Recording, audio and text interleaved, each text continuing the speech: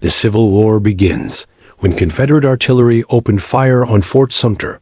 Most Americans expected a short, decisive conflict that would settle the sectional crisis once and for all. Northern newspapers predicted the war would end in 90 days, while Southern politicians boasted that the Confederacy could whip the Yankees with broomsticks. Both sides were spectacularly wrong. The Civil War would become the bloodiest conflict in American history, a total war that transformed both the nation and the very meaning of American freedom. Lincoln's immediate challenge was holding the remaining slave states in the Union. 4 states, Virginia, North Carolina, Tennessee, and Arkansas, had refused to secede until Lincoln called for troops to suppress the rebellion. His proclamation demanding 75,000 volunteers to restore federal authority forced these border states to choose sides, and all 4 joined the Confederacy. But Lincoln succeeded in keeping the crucial border states of Missouri, Kentucky, Maryland, and Delaware in the Union, sometimes through methods that stretched constitutional limits.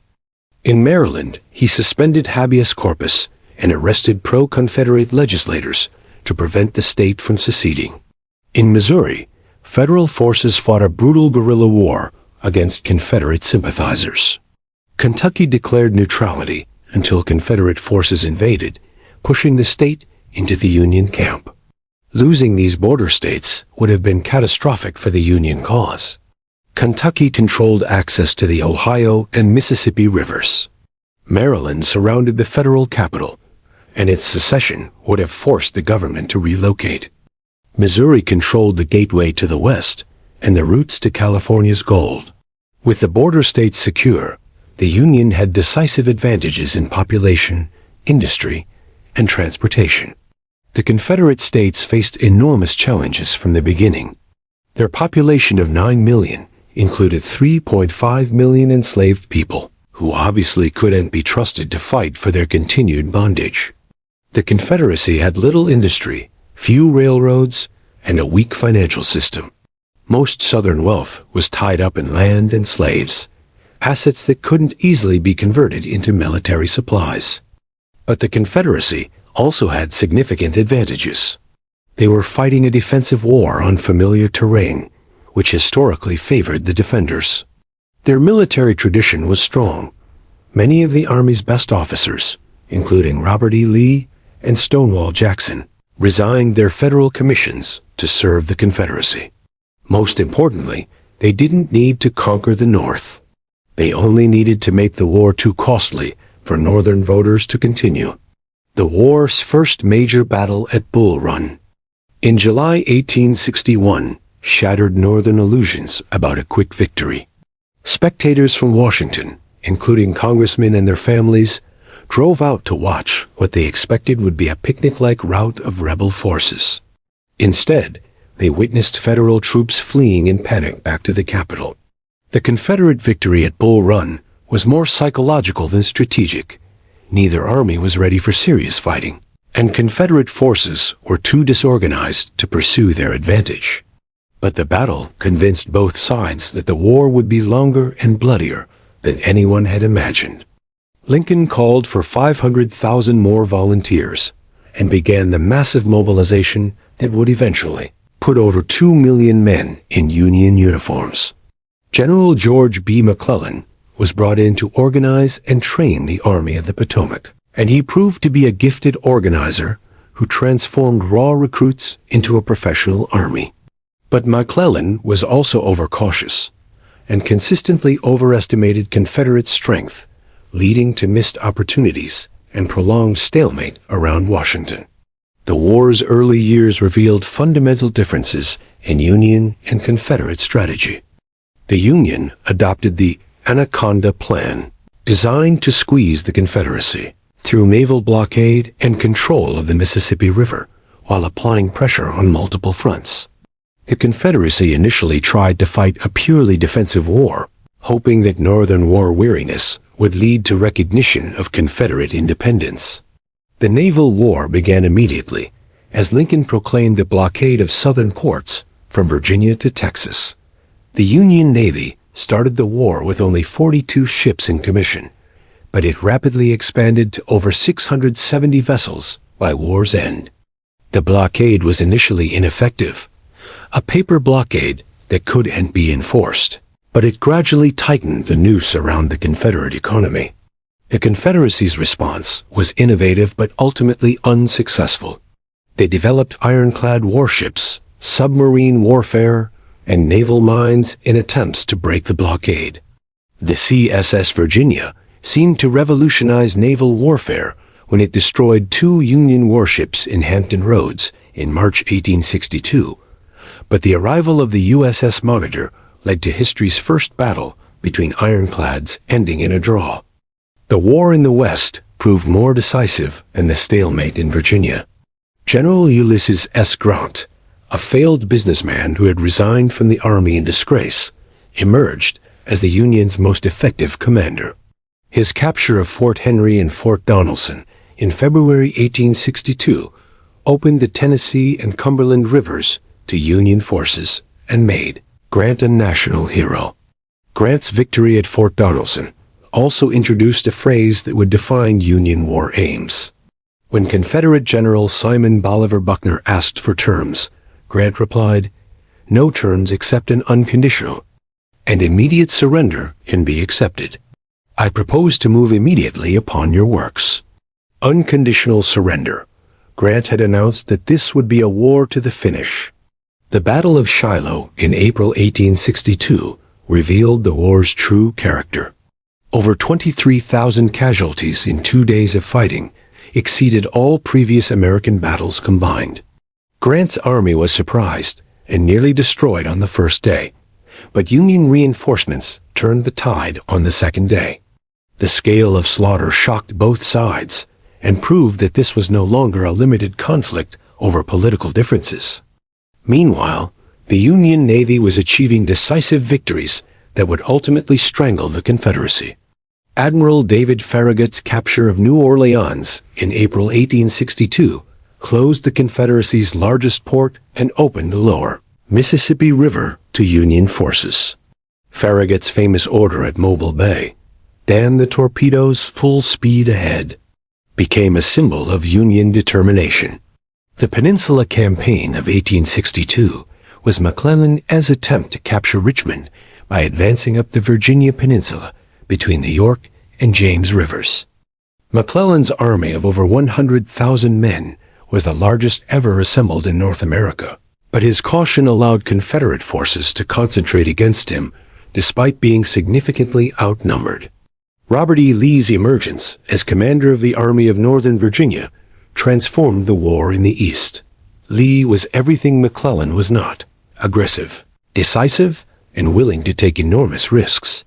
His 7 days battles in June 1862 forced McClellan to retreat, despite having superior numbers and better equipment. Lee followed up his success by invading Maryland in September 1862, hoping that a Confederate victory on Union soil would convince European powers to recognize Confederate independence. The Army of Northern Virginia crossed the Potomac River, singing "Maryland, My Maryland," but the invasion was doomed by incredible Union luck. A Union soldier found a copy of Lee's battle plans wrapped around 3 cigars, giving McClellan complete knowledge of Confederate positions and intentions. Even with this advantage, McClellan attacked piecemeal and failed to destroy Lee's army at the Battle of Antietam on September 17, 1862. The single bloodiest day in American history saw over 22,000 casualties, but ended in tactical stalemate. Strategic victory went to the Union because Lee's invasion had failed and his army retreated back to Virginia. More importantly, the Union victory at Antietam gave Lincoln the political cover he needed to issue the preliminary Emancipation Proclamation, transforming the war's meaning and preventing European intervention on behalf of the Confederacy. Lincoln's decision to make emancipation a war aim was both morally principled and strategically calculated. He had long believed that slavery was morally wrong, but he had also promised not to interfere with slavery where it existed. The war changed his calculation. If the rebellion was being fought to preserve slavery, Then destroying slavery became a legitimate war aim. The Emancipation Proclamation, issued on January 1, 1863, was a masterpiece of legal and political maneuvering. It freed enslaved people only in areas still in rebellion, leaving slavery untouched in the loyal border states and Union-occupied areas. This limited scope allowed Lincoln to claim he was acting under his war powers as commander-in-chief rather than exceeding his constitutional authority. Critics attacked the proclamation as either too radical or not radical enough. Confederate propagandists claimed it proved that Lincoln intended to incite slave rebellions and race war. Conservative Republicans worried that it would prolong the war by eliminating any possibility of negotiated reunion. Radical Republicans demanded immediate universal emancipation and equal rights for freed slaves. But the proclamation achieved Lincoln's goals. It made the war a moral crusade against slavery that European powers could end support without endorsing human bondage. It encouraged enslaved people to escape to Union lines and join the fight for their own freedom. Most importantly, it redefined American war aims from preserving the Union as it was to creating a Union without slavery. The transformation was most visible in the enlistment of African American soldiers. Nearly 200,000 black men served in Union forces during the war, providing crucial manpower when Northern enthusiasm for the war was declining. Their courage in battles like Fort Wagner and the Crater proved that they would fight for their freedom and helped change Northern attitudes about racial equality. Frederick Douglass captured the war's transformation in his famous speech. Once let the black man get upon his person the brass letters. U.S., let him get an eagle on his button, and a musket on his shoulder, and bullets in his pocket, and there is no power on earth which can deny that he has earned the right to citizenship in the United States. By 1863, the Civil War had become something neither side had expected when they fired on Fort Sumter. It was no longer a conflict over constitutional interpretation or states' rights, but a revolutionary war that was destroying slavery and redefining American freedom. The question was whether the Union had the will and the resources to finish what it had started. The answer would come in 1863, a year that would see the war's bloodiest battles and its decisive turning points. Gettysburg and Vicksburg would break the back of Confederate resistance, while the Emancipation Proclamation would ensure that victory would mean not just Union, but freedom for all Americans. The turning tide, the year 1863, opened with the Union war effort in crisis. Despite 2 years of enormous sacrifice and expense, Confederate forces still threatened Washington, controlled most of their territory, and showed no signs of surrendering. Northern morale was plummeting, and Democrats were gaining ground by promising to end the war through negotiation rather than conquest. The Emancipation Proclamation had transformed the war's meaning, but it had also made compromise impossible and stiffened Confederate resistance. Robert E. Lee understood that time was not on the Confederacy's side. The Union's superior resources were slowly strangling the South through blockade and occupation, while Confederate armies were being worn down by constant fighting. Lee concluded that the Confederacy as only hope was a decisive victory on Northern soil that would break Union morale and force Lincoln to negotiate peace. Lee's second invasion of the North began in June 1863, when the Army of Northern Virginia crossed into Pennsylvania. Unlike the previous year's Maryland campaign, this invasion was carefully planned and supplied. Lee hoped to live off Pennsylvania's rich farmland while threatening Philadelphia and Baltimore, forcing the Union to negotiate or face the capture of major cities. The invasion reached its climax at the small town of Gettysburg, where Confederate and Union forces collided almost by accident on July 1, 1863. What began as a skirmish over shoe warehouses escalated into the largest battle ever fought in North America, involving over 165,000 soldiers and determining the war's outcome. The first day of Gettysburg went badly for the Union.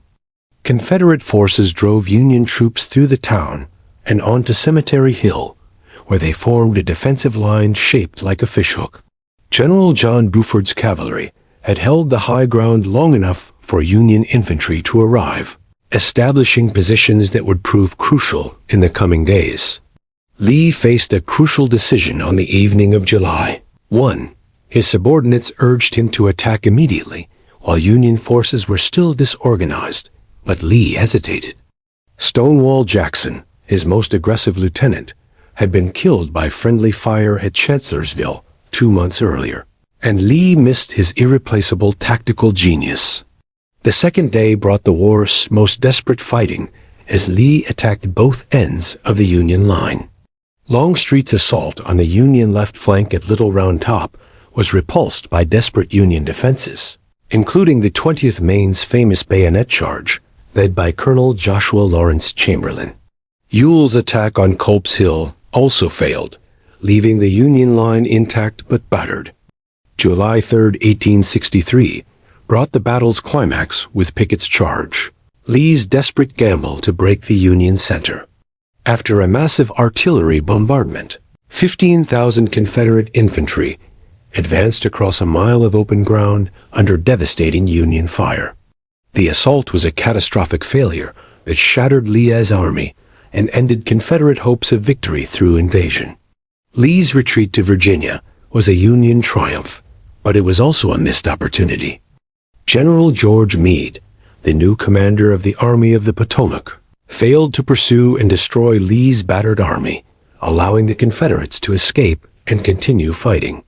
Lincoln was reportedly furious, exclaiming, "We had them within our grasp. We had only to stretch forth our hands, and they were ours." While Lee was retreating from Gettysburg, Ulysses S. Grant was achieving an even more decisive victory at Vicksburg, Mississippi. Grant's year-long campaign to capture this Confederate stronghold on the Mississippi River had involved some of the war's most brilliant maneuvering and persistent fighting. Vicksburg was called the Gibraltar of the Confederacy because its guns controlled navigation on the Mississippi River. As long as the Confederates held Vicksburg, they could maintain communications between the eastern and western parts of their territory and receive supplies from across the Mississippi. Grant's final campaign against Vicksburg was a masterpiece of strategic planning. He moved his army down the Louisiana side of the Mississippi, then crossed the river below Vicksburg and advanced inland, cutting the city off from Confederate reinforcements. After winning several battles against Confederate forces trying to relieve the city, Grant besieged Vicksburg for 47 days. The siege turned Vicksburg into a hell on earth. Confederate soldiers and civilians were reduced to eating rats, dogs, and shoe leather. Union artillery and sniper fire made movement dangerous at any time of day or night. Civilians dug caves in the hillsides to escape the constant bombardment, creating an underground city that became known as Prairie Dog Village. General John C. Pemberton finally surrendered Vicksburg on July 4, 1863, the same day Lee began his retreat from Gettysburg. The surrender of 30,000 Confederate troops was devastating enough, but the strategic consequences were even more important.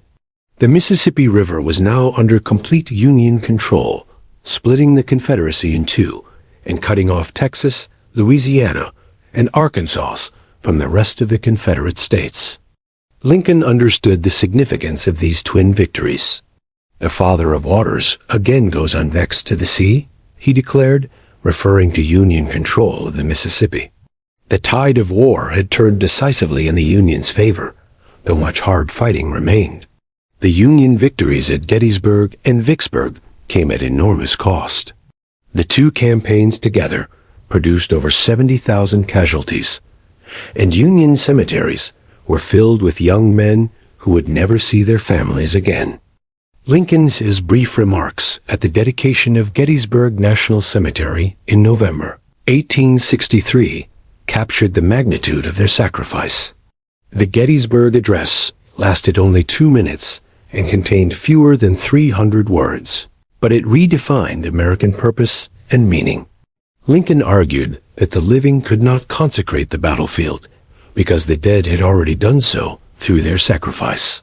Instead, the living must dedicate themselves to ensuring that these dead shall not have died in vain, that this nation under God shall have a new birth of freedom. Lincoln's phrase, "new birth of freedom," captured the war's transformation from a conflict over union to a struggle for human liberty. The war was no longer being fought simply to restore the country as it had been, but to create a nation that lived up to its founding ideals of equality and freedom for all. The year 1863 also saw the implementation of the first military draft in American history. The Enrollment Act of March 1863 required all men between 20 and 45 to register for military service, though wealthy men could avoid service by paying $300 for a substitute. This provision created resentment among working-class families who couldn't afford to buy their way out of service. Draft resistance exploded into violence in New York City in July 1863, just days after news of Gettysburg reached the city. The New York draft riots began as protests against conscription, but quickly became racial pogroms as white mobs attacked African Americans whom they blamed for the war. Over 100 people were killed in 4 days of violence that required federal troops to restore order. The draft riots revealed the racial tensions that complicated Union war aims. Many Northern whites supported the war to preserve the Union, but opposed fighting to free enslaved people. The Emancipation Proclamation had intensified these tensions by making clear that Union victory would mean fundamental changes in American society. Meanwhile, the Confederacy was facing its own internal challenges. The war was destroying the Southern economy, and many white Southerners were questioning whether independence was worth the enormous sacrifices being demanded. Desertion rates climbed as Confederate soldiers received letters from home describing starvation and hardship. The Confederate government's attempts to maintain control often contradicted the states' rights ideology that had justified secession. The Confederate draft, implemented a year before the Union draft, required military service from all white men between 18 and 35. Impressment laws allowed Confederate officials to seize private property for military use. These measures were necessary for survival, but undermined the very principles the Confederacy claimed to represent. Southern women played crucial roles in maintaining Confederate resistance, organizing relief societies, managing plantations, and supporting the war effort. But they also felt the war's costs most directly as they struggled to feed their families and protect their homes from Union invasion. Their support for the war effort gradually eroded as conditions worsened. The Union war effort, meanwhile, was demonstrating the power of industrial democracy. Northern factories converted to war production with remarkable speed, turning out rifles, artillery, uniforms, and supplies in quantities that amazed European observers. The Union built over 100 ironclad warships during the war, compared to the Confederacy's 20. Lincoln's leadership evolved throughout the war as he learned to balance competing political and military pressures. His decision to replace the cautious McClellan with the aggressive Grant in March 1864 reflected his growing understanding that the war required relentless pressure on all fronts, regardless of casualties. Grant's promotion to General-in-Chief brought a new strategic coherence to Union operations. Instead of allowing Confederate forces to choose when and where to fight, Grant planned coordinated offensives that would prevent Confederate armies from supporting each other. His orders to subordinates were simple: find the enemy and fight him wherever you find him. The final phase of the war would test both sides' will to continue fighting as casualties mounted and the destruction spread. Grant's overland campaign in Virginia would produce some of the war's bloodiest battles, while Sherman's march to the sea would demonstrate the Union's commitment to total war against Confederate society. The question was no longer whether the Union would win, but how much more suffering both sides would endure before the Confederacy accepted the inevitable. The answer would come in 1865, as Grant and Sherman's coordinated campaigns finally broke Confederate resistance. and brought the long nightmare to an end. The war's final phase and Lincoln's assassination. By 1864, the Civil War had become a grinding war of attrition that tested both sides' will to continue fighting. The Union had decisive advantages in men, money, and materials, but these meant nothing if Northern voters lost the will to fight. Confederate strategy now focused on making the war so costly that Lincoln would lose re-election to a Democrat who promised peace through negotiation. Ulysses S. Grant's promotion to General-in-Chief brought a new ruthlessness to Union strategy.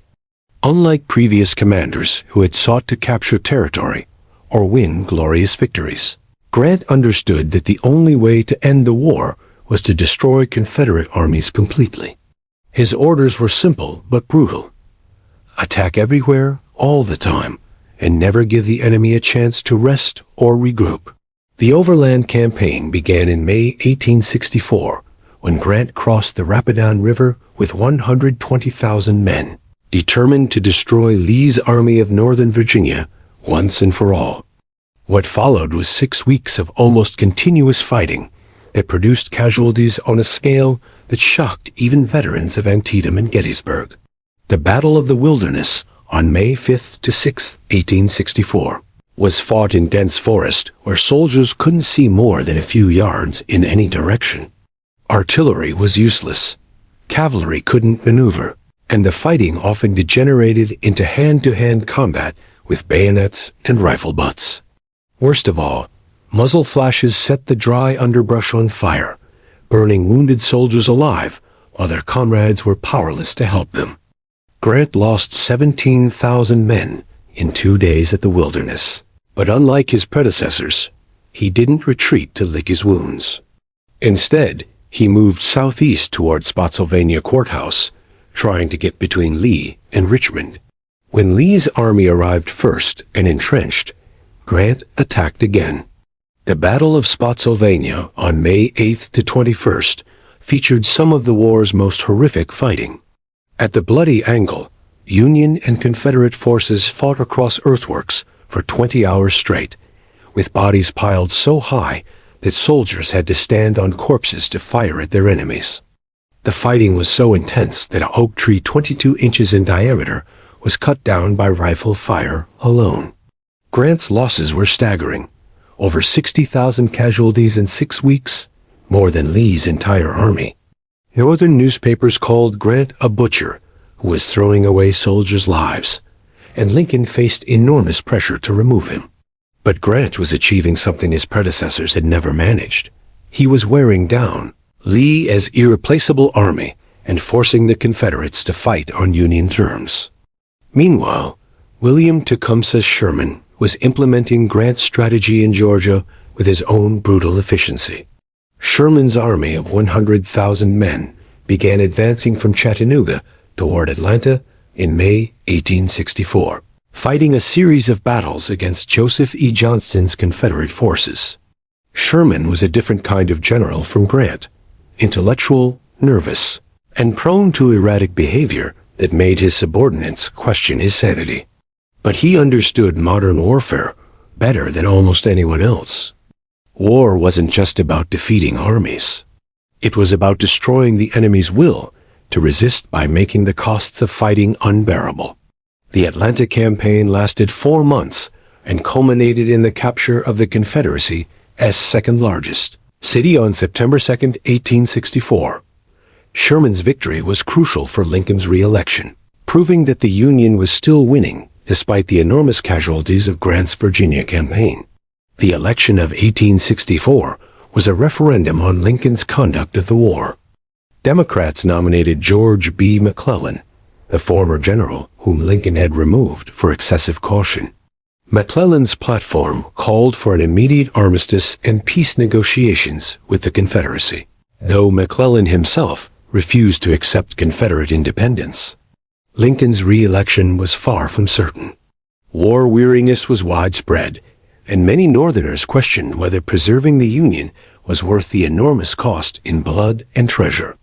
The Emancipation Proclamation had also created opposition among voters who supported the war for Union, but not for black freedom. But Sherman's capture of Atlanta and Admiral David Farragut's victory at Mobile Bay gave Lincoln's campaign crucial momentum. Union victories proved that the war was being won, not lost, and that negotiations from a position of strength were possible. Lincoln won re-election with 55% of the popular vote and a crushing electoral college victory. Lincoln's second inaugural address, delivered on March 4, 1865, was a masterpiece of political rhetoric that looked forward to peace and reconciliation. With malice toward none, with charity for all, Lincoln promised to bind up the nation's wounds and care for those who had suffered in the war. The speech revealed Lincoln's vision of magnanimous victory that would restore the Union without vengeance. But before reconciliation could begin, the war had to end, and Sherman was determined to make the South surrender complete and unconditional. After capturing Atlanta, Sherman made a decision that would define his place in history. He would march his army to the sea, cutting a swath of destruction through the heart of Georgia. Sherman's march to the sea was psychological warfare on a massive scale. His 60,000 men advanced on a front 40 miles wide, destroying everything that could support the Confederate war effort. They burned Atlanta, tore up railroads, and destroyed farms, factories, and plantations. The march proved that the Confederate government couldn't protect its own people, undermining Southern morale and will to resist. The march wasn't indiscriminate vandalism, despite Confederate propaganda.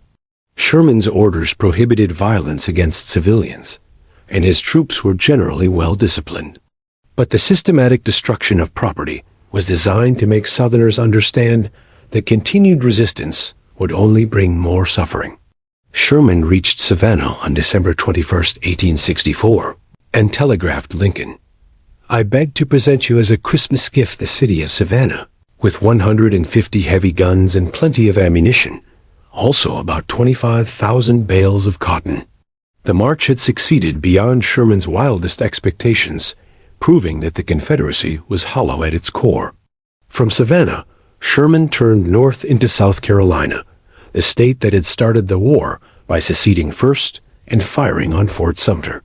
His troops were eager for revenge against South Carolina, and the destruction was even more complete than in Georgia. Columbia, the state capital, was burned, though whether by Union soldiers or retreating Confederates remains disputed. Meanwhile, Grant was finally breaking Confederate resistance in Virginia. The siege of Petersburg, which lasted from June 1864 to April 1865, slowly strangled Lee's army through constant pressure and dwindling supplies. By spring 1865, Confederate soldiers were deserting in droves, and those who remained were starving and exhausted. Lee's last gamble was an attack on Fort Stedman in March 1865, hoping to break Grant's siege lines and force him to contract his forces. The attack failed disastrously, and Grant's counteroffensive finally broke Confederate defenses. Lee was forced to abandon Richmond and begin a fighting retreat toward North Carolina, hoping to join forces with Johnston's army. The pursuit that followed was a running battle as Grant's forces harassed Lee's retreating army, cutting off supplies and escape routes. At Sailor's Creek on April 6th, Union forces captured about 8,000 Confederate soldiers, nearly a quarter of Lee's remaining army. Lee reportedly exclaimed, "My God, has the army dissolved?" The end came at Appomattox Courthouse on April 9, 1865. Lee's exhausted army was surrounded, outnumbered 5-1, and had no ammunition for its artillery. Some Confederate officers urged guerrilla warfare, but Lee refused to let the war degenerate into endless partisan violence that would devastate the South for generations. The surrender ceremony at Appomattox was a masterpiece of magnanimous victory.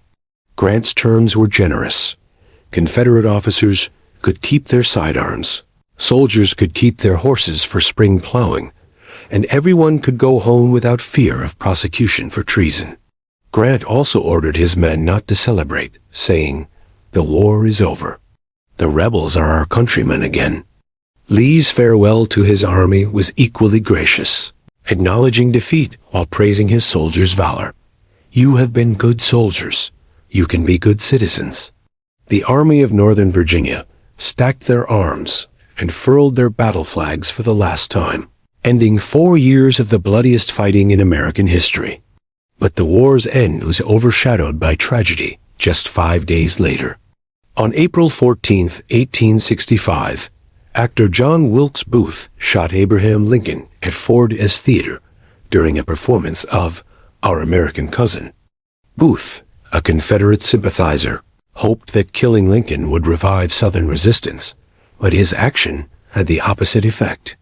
Lincoln died on the morning of April 15th, making him the first American president to be assassinated. His death transformed him from a controversial wartime leader into a martyred savior of the Union. The man who had guided the nation through its greatest crisis would not live to see the peace he had worked so hard to achieve. Lincoln's assassination also changed the character of Reconstruction. His successor, Andrew Johnson, lacked Lincoln's political skills and moral authority. The generous peace that Lincoln had envisioned gave way to a harsher Reconstruction that would embitter North-South relations for generations. The Civil War was over, but its consequences would shape American society for decades to come. Over 620,000 Americans had died, more than in all other American wars combined until Vietnam. The war had preserved the Union and ended slavery, but it had also created new problems that would test whether American democracy could survive victory as well as it had survived crisis. The United States had been forged in revolution, tested by civil war, and transformed by emancipation. Now it faced the challenge of rebuilding a nation divided by 4 years of unprecedented destruction and hatred. The question was whether Americans could learn to live together again, or whether the peace would prove as difficult as the war. Reconstruction and its aftermath. Abraham Lincoln's assassination thrust Andrew Johnson into the presidency at the most critical moment in American history since the founding. Johnson, a Tennessee Democrat who had remained loyal to the Union, seemed like an ideal choice to heal the nation's wounds. But he would prove to be one of the most disastrous presidents in American history, turning Reconstruction into a bitter struggle that poisoned American politics for generations. The fundamental question facing the nation was deceptively simple. What should happen to the defeated Confederacy? Lincoln had favored a lenient approach that would quickly restore the Southern states to the Union, while protecting the rights of freed slaves. But Lincoln's death left this policy in the hands of a man who lacked both his predecessor's political skills and his commitment to racial equality. Johnson's vision of Reconstruction was shaped by his background as a poor white Southerner who resented both enslaved people and the plantation elite who had owned them. He believed in white supremacy and opposed black political participation, but he also hated the Confederate leaders who had led the South into war. His plan was to restore the Southern states quickly, while ensuring that political power remained in the hands of white yeoman farmers like himself. Under Johnson's presidential Reconstruction, Southern states were required only to ratify the 13th Amendment abolishing slavery, repudiate Confederate debt, and nullify secession ordinances. By December 1865, Johnson had declared Reconstruction complete and invited Southern representatives to return to Congress. The results were disastrous. Southern states passed black codes that severely restricted the freedom of former slaves, requiring them to sign annual labor contracts and prohibiting them from owning firearms, serving on juries, or testifying against white people in court. The codes were designed to maintain white supremacy and ensure a captive labor force for Southern plantations. Even more provocatively, Southern voters elected former Confederate leaders to represent them in Congress. The new Southern delegation included Confederate Vice President Alexander Stephens, 4 Confederate generals, and dozens of former Confederate officials. Northern Republicans were outraged that men who had recently been in armed rebellion against the United States were now claiming seats in Congress. Republicans in Congress refused to seat the Southern representatives and created the Joint Committee on Reconstruction to develop alternative policies. Led by radical Republicans like Thaddeus Stevens and Charles Sumner, Congress passed the Civil Rights Act of 1866, which granted citizenship to all persons born in the United States except Native Americans and guaranteed equal protection under the law. Johnson's veto of the Civil Rights Act marked the beginning of an epic struggle between the President and Congress over Reconstruction policy. Johnson argued that the bill violated states' rights and would create racial equality that was contrary to natural law. Congress overrode his veto, the first time in American history that Congress had overridden a presidential veto on a major piece of legislation. To ensure that the Civil Rights Act couldn't be declared unconstitutional, Republicans proposed the 14th Amendment, which constitutionally guaranteed birthright citizenship and equal protection under the law. The amendment also reduced representation for states that denied voting rights to male citizens and prohibited former Confederate officials from holding office without congressional approval. The 14th Amendment was ratified in 1868, but only after Congress made its approval a requirement for Southern states to regain representation. This set a precedent for using constitutional amendments to force social change on unwilling states, fundamentally altering the balance between federal and state authority. Meanwhile, conditions in the South were deteriorating rapidly. The Ku Klux Klan, founded in Tennessee in 1866, was spreading throughout the former Confederacy as a terrorist organization dedicated to maintaining white supremacy through violence and intimidation. The violence wasn't random or spontaneous. It was a systematic campaign to prevent black political participation and restore democratic control of Southern state governments. Klan violence was so severe that many areas of the South were effectively under martial law, with federal troops providing the only protection for black citizens. The 1866 midterm elections were a referendum on Johnson's Reconstruction policies, and Republicans won decisive victories that gave them veto-proof majorities in both houses of Congress. This enabled them to implement radical Reconstruction over Johnson's objections, fundamentally restructuring Southern society and politics. The Reconstruction Acts of 1867 divided the South into 5 military districts under federal commanders who were responsible for protecting civil rights and supervising new state governments. The acts required Southern states to write new constitutions guaranteeing black suffrage and to ratify the 14th Amendment before regaining representation in Congress.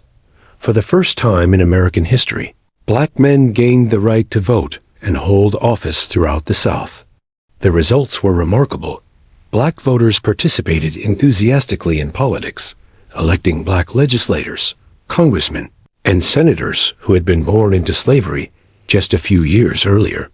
Hiram Revels of Mississippi became the first black senator, taking the seat previously held by Jefferson Davis. Blanche Bruce, also from Mississippi, served a full 6-year term in the Senate. In the House of Representatives, men like Robert Smalls of South Carolina, who had escaped slavery by stealing a Confederate ship, proved that former slaves could be effective political leaders. The new state governments established during radical Reconstruction were the most democratic in Southern history. They created public school systems, rebuilt infrastructure destroyed during the war, and established hospitals and social services. Black and white Republicans worked together to modernize the South and integrate it into the national economy. But Reconstruction governments faced enormous challenges. They had to rebuild shattered economies, integrate 4 million former slaves into free society, and overcome violent resistance from white supremacists. The task was made more difficult by corruption and incompetence that plagued both Republican and Democratic politicians during this period. White Southerners denounced Reconstruction governments as illegitimate regimes imposed by federal bayonets and supported by ignorant former slaves. They created a mythology of Negro rule that exaggerated black political power and ignored the fact that whites held most important offices, even under radical Reconstruction. The conflict between Johnson and Congress reached its climax with Johnson's impeachment in 1868. The immediate cause was Johnson's violation of the tenure of office act by removing Secretary of War Edwin Stanton without Senate approval, but the real issue was his obstruction of Reconstruction policies. Johnson was acquitted by a single vote, but his presidency was effectively ended. The election of 1868 brought Ulysses S. Grant the presidency on a Republican platform of continuing radical Reconstruction.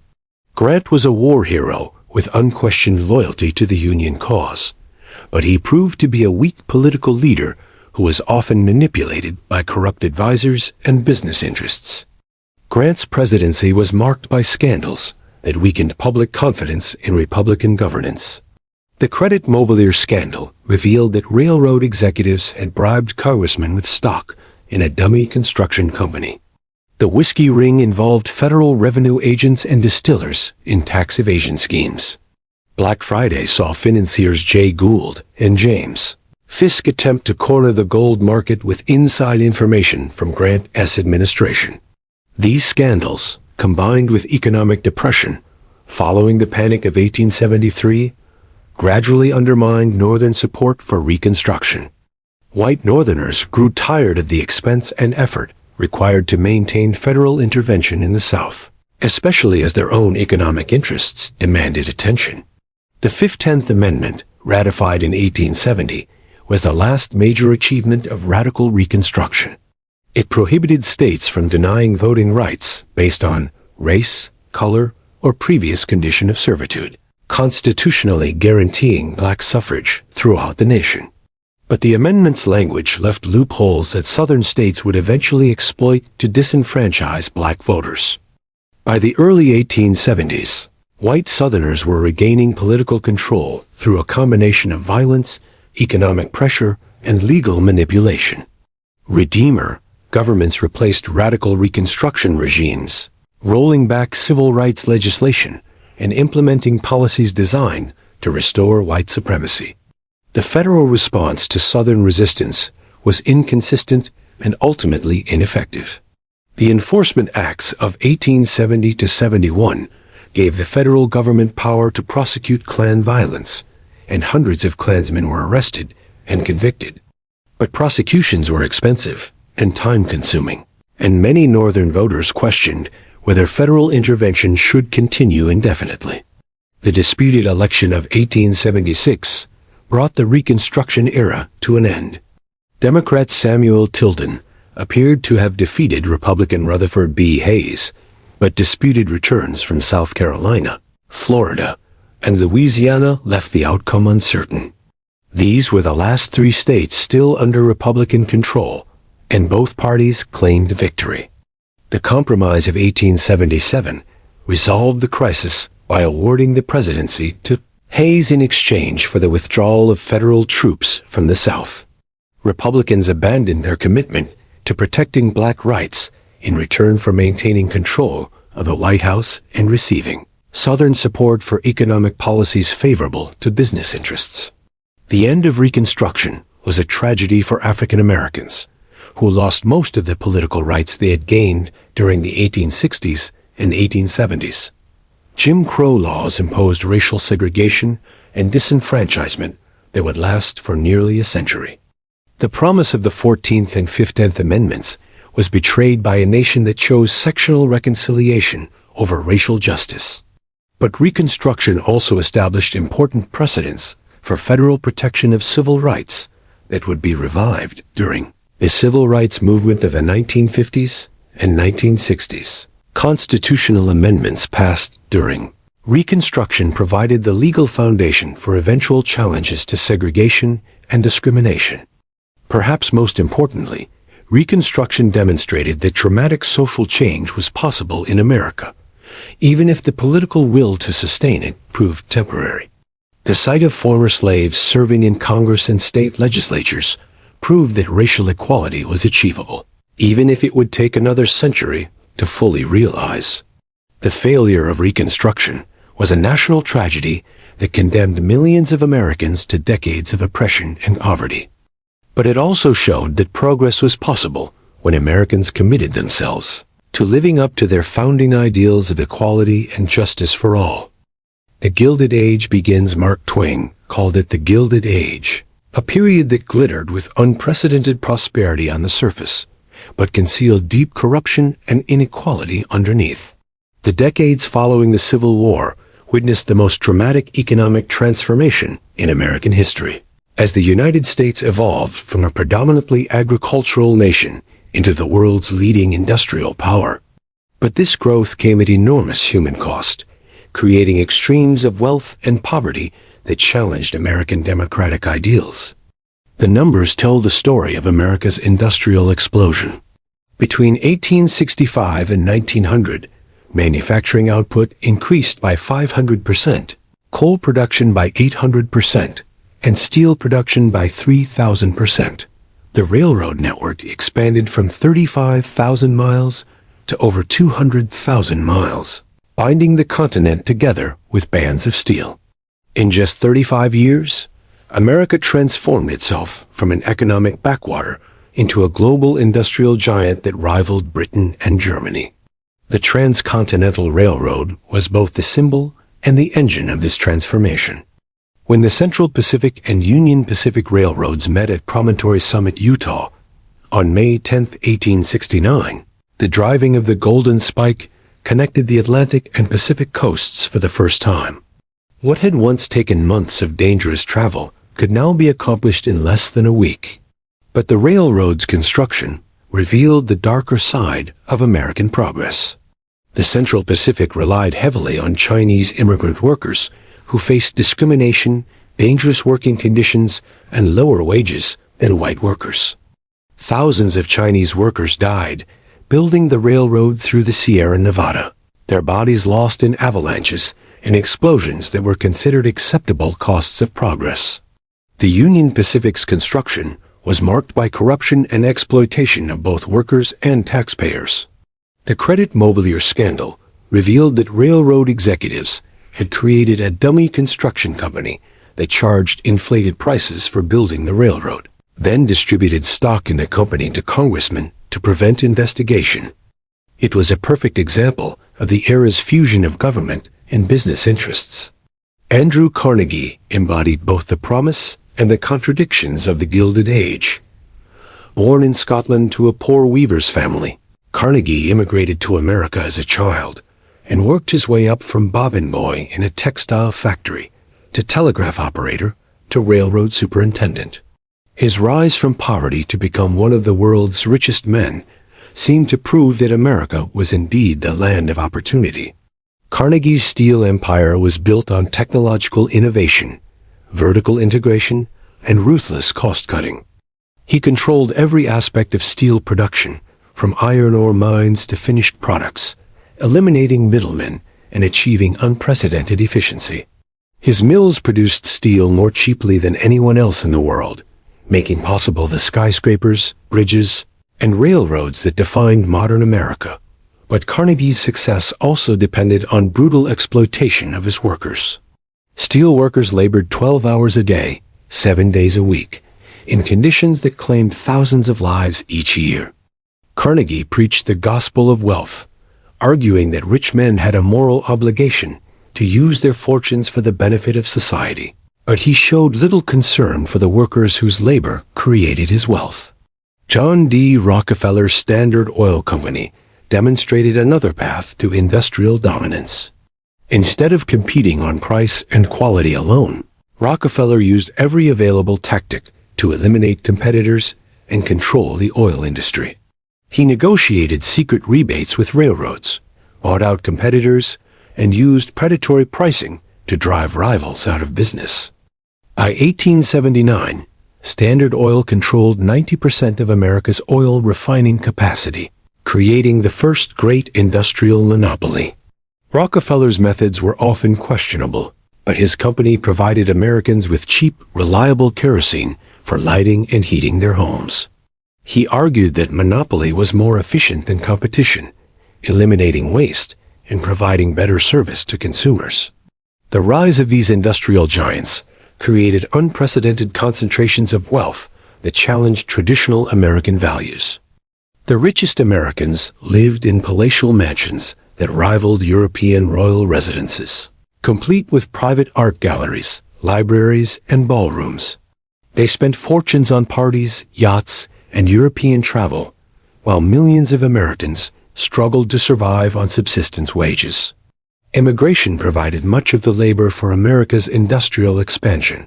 Between 1865 and 1890, over 10 million immigrants entered the United States, most from Ireland, Germany, and Scandinavia. These old immigrants were predominantly Protestant or Catholic Europeans who shared cultural traditions with earlier American settlers. But by the 1880s, the character of immigration was changing. Increasing numbers of immigrants came from Southern and Eastern Europe, Italians, Poles, Russians, Hungarians, and others who spoke different languages, practiced different religions, and followed different customs. These new immigrants faced greater discrimination and found it harder to assimilate into American society. Cities grew explosively as immigrants and rural Americans flocked to industrial centers in search of work. New York's population doubled between 1860 and 1880, while Chicago grew from 100,000 to over 500,000 residents. These rapidly growing cities struggled to provide basic services like clean water, sanitation, and police protection. Urban conditions were often appalling. Immigrant families crowded into tenement buildings where entire families lived in single rooms without running water or adequate ventilation. Disease spread rapidly in these overcrowded conditions, and infant mortality rates in some neighborhoods exceeded 50%. Jacob Riis has photographs of tenement life and how the other half lives shocked middle class Americans who had no idea such conditions existed. The growth of industrial capitalism also created a new class of wage workers who had no property except their ability to work. Unlike farmers or craftsmen who owned their tools and controlled their labor, industrial workers were completely dependent on their employers for survival. This dependency made them vulnerable to exploitation and economic fluctuations beyond their control. Workers responded to these conditions by organizing labor unions, though they faced enormous obstacles. Employers fired union organizers, hired private armies to break strikes, and used government troops to suppress labor protests. Many Americans viewed unions as foreign conspiracies that threatened individual liberty and free enterprise. The Great Railroad Strike of 1877 was the first nationwide labor uprising in American history. When railroad companies cut wages during an economic depression, workers across the country went on strike, shutting down rail traffic from Baltimore to San Francisco. The strike turned violent when state militias tried to break picket lines, leading to battles that left over 100 people dead. President Rutherford B. Hayes sent federal troops to suppress the strike, marking the first time the federal government had intervened in a labor dispute on behalf of employers. The use of military force against American workers shocked many people, but it established a pattern of government support for business interests against organized labor. The Haymarket Affair of 1886 further damaged the labor movement's reputation. During a peaceful rally in Chicago supporting the 8-hour workday, a bomb exploded, killing 7 police officers and an unknown number of civilians. Police arrested 8 anarchist leaders, though there was no evidence they had thrown the bomb. 4 were executed, 1 committed suicide in jail, and 3 were later pardoned. The Haymarket defendants became martyrs to the international labor movement, but their execution convinced many Americans that labor unions were controlled by foreign radicals who threatened American institutions. The association between unions and anarchism would haunt the labor movement for decades. Meanwhile, the conquest of the American West was completing the continental empire that Americans had dreamed of since independence. The discovery of gold and silver in Colorado, Nevada, Montana, and other territories attracted hundreds of thousands of prospectors and settlers. Cattle ranching created a new economy on the Great Plains, while farming spread into previously unsettled areas. But Western expansion came at enormous cost to Native American peoples, who faced the final destruction of their traditional ways of life. The completion of the Transcontinental Railroad brought white settlers, soldiers, and buffalo hunters, who quickly depleted the vast herds that sustained Plains Indian cultures. The Indian Wars of the 1860s-1880s were a series of brutal conflicts that ended with the conquest of the last independent native tribes. The Battle of Little Bighorn in 1876 saw Lakota and Cheyenne warriors destroy George Armstrong Custer as 7th Cavalry. But this victory only intensified white demands for revenge and complete subjugation of native peoples. The Wounded Knee Massacre of 1890 marked the end of organized native resistance. When cavalry troops tried to disarm a band of Lakota at Wounded Knee Creek, fighting broke out that left over 150 Native Americans dead, including women and children. The massacre was the final tragedy in a long history of broken treaties and cultural destruction. The federal government's Indian policy during this period aimed at complete assimilation of native peoples into white society.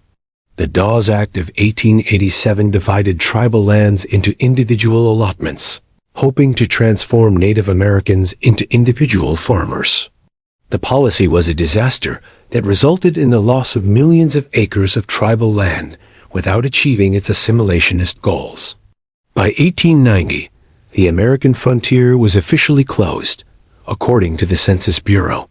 The vast continent that had seemed infinite to earlier generations was now fully occupied by European Americans and their descendants. The completion of continental conquest raised new questions about America's future expansion and role in the world.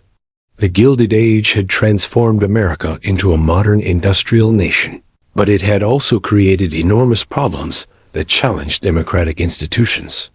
How could political equality survive extreme economic inequality? How could individual freedom be preserved in an age of corporate monopolies? How could diverse immigrant populations be integrated into American society? These questions would dominate American politics for the next generation, as reformers sought to address the excesses of industrial capitalism while preserving the economic growth that had made America a world power. The country that had survived civil war and conquered a continent now faced the challenge of ensuring that industrial progress served human dignity rather than destroying it. The Progressive Era by 1890, the contradictions of the Gilded Age had become impossible to ignore. America was the world's richest nation, yet millions of its citizens lived in poverty. It was a democracy, yet corporations wielded more political power than voters. It promised opportunity for all, yet children worked in factories, while robber barons lived in palaces. The Progressive Era was America's response to these contradictions, a remarkable period of reform that transformed government, society, and the very meaning of American citizenship. The progressive movement wasn't led by the poor and oppressed, but by middle-class Americans who were troubled by the extremes of wealth and poverty they saw around them. These reformers included social workers like Jane Addams, journalists like Ida Tarbell, politicians like Robert La Follette, and presidents like Theodore Roosevelt. They shared a faith that government could be used to solve social problems, and that expert knowledge could create a more just society. The progressives' first target was corruption in city government. Urban political machines, like New York's Tammany Hall, provided services to immigrant communities, but they also engaged in massive corruption, selling city contracts to the highest bidder and stuffing ballot boxes to stay in power. Reform mayors like Tom Johnson in Cleveland and Samuel Golden Rule Jones in Toledo proved that honest, efficient government was possible. Jacob Riis's photojournalism exposed the horrors of tenement life to middle-class Americans who had never seen how the other half lived. His book, How the Other Half Lives, included shocking images of families crowded into single rooms, children sleeping in doorways, and workers laboring in sweatshops. Riis's work sparked demands for housing reform and better working conditions. Jane Addams took a more direct approach to urban problems by founding Hull House in Chicago in 1889. This settlement house provided education, childcare, and social services to immigrant families, while also training a generation of social workers who would spread progressive reforms throughout the country. Addams's work showed that poverty wasn't caused by individual moral failings, but by social conditions that could be changed through collective action. The muckrakers, investigative journalists who exposed corruption and social problems, played a crucial role in building support for progressive reforms. Ida Tarbell's series on Standard Oil revealed the ruthless tactics John D. Rockefeller used to build his monopoly. Lincoln Steffens exposed corruption in city governments across the country. Upton Sinclair's novel, The Jungle, described the horrific conditions in meatpacking plants, leading to the Pure Food and Drug Act and the Meat Inspection Act. Theodore Roosevelt, who became president after William McKinley's assassination in 1901, embodied the progressive spirit of using government power to address social problems. Roosevelt was a larger-than-life figure who spoke softly but carried a big stick, both in domestic and foreign policy. His motto was square deal, fair treatment for workers, consumers, and businesses alike. Roosevelt's trust-busting campaign targeted the most egregious monopolies, beginning with the Northern Securities Company, a railroad holding company that controlled transportation in the Northwest. When the Supreme Court ordered the company dissolved, it proved that even the most powerful corporations weren't above the law. Roosevelt went on to break up over 40 other monopolies, earning him the nickname Trustbuster. But Roosevelt was an anti-business. He distinguished between good trusts that served the public interest and bad trusts that exploited consumers and workers.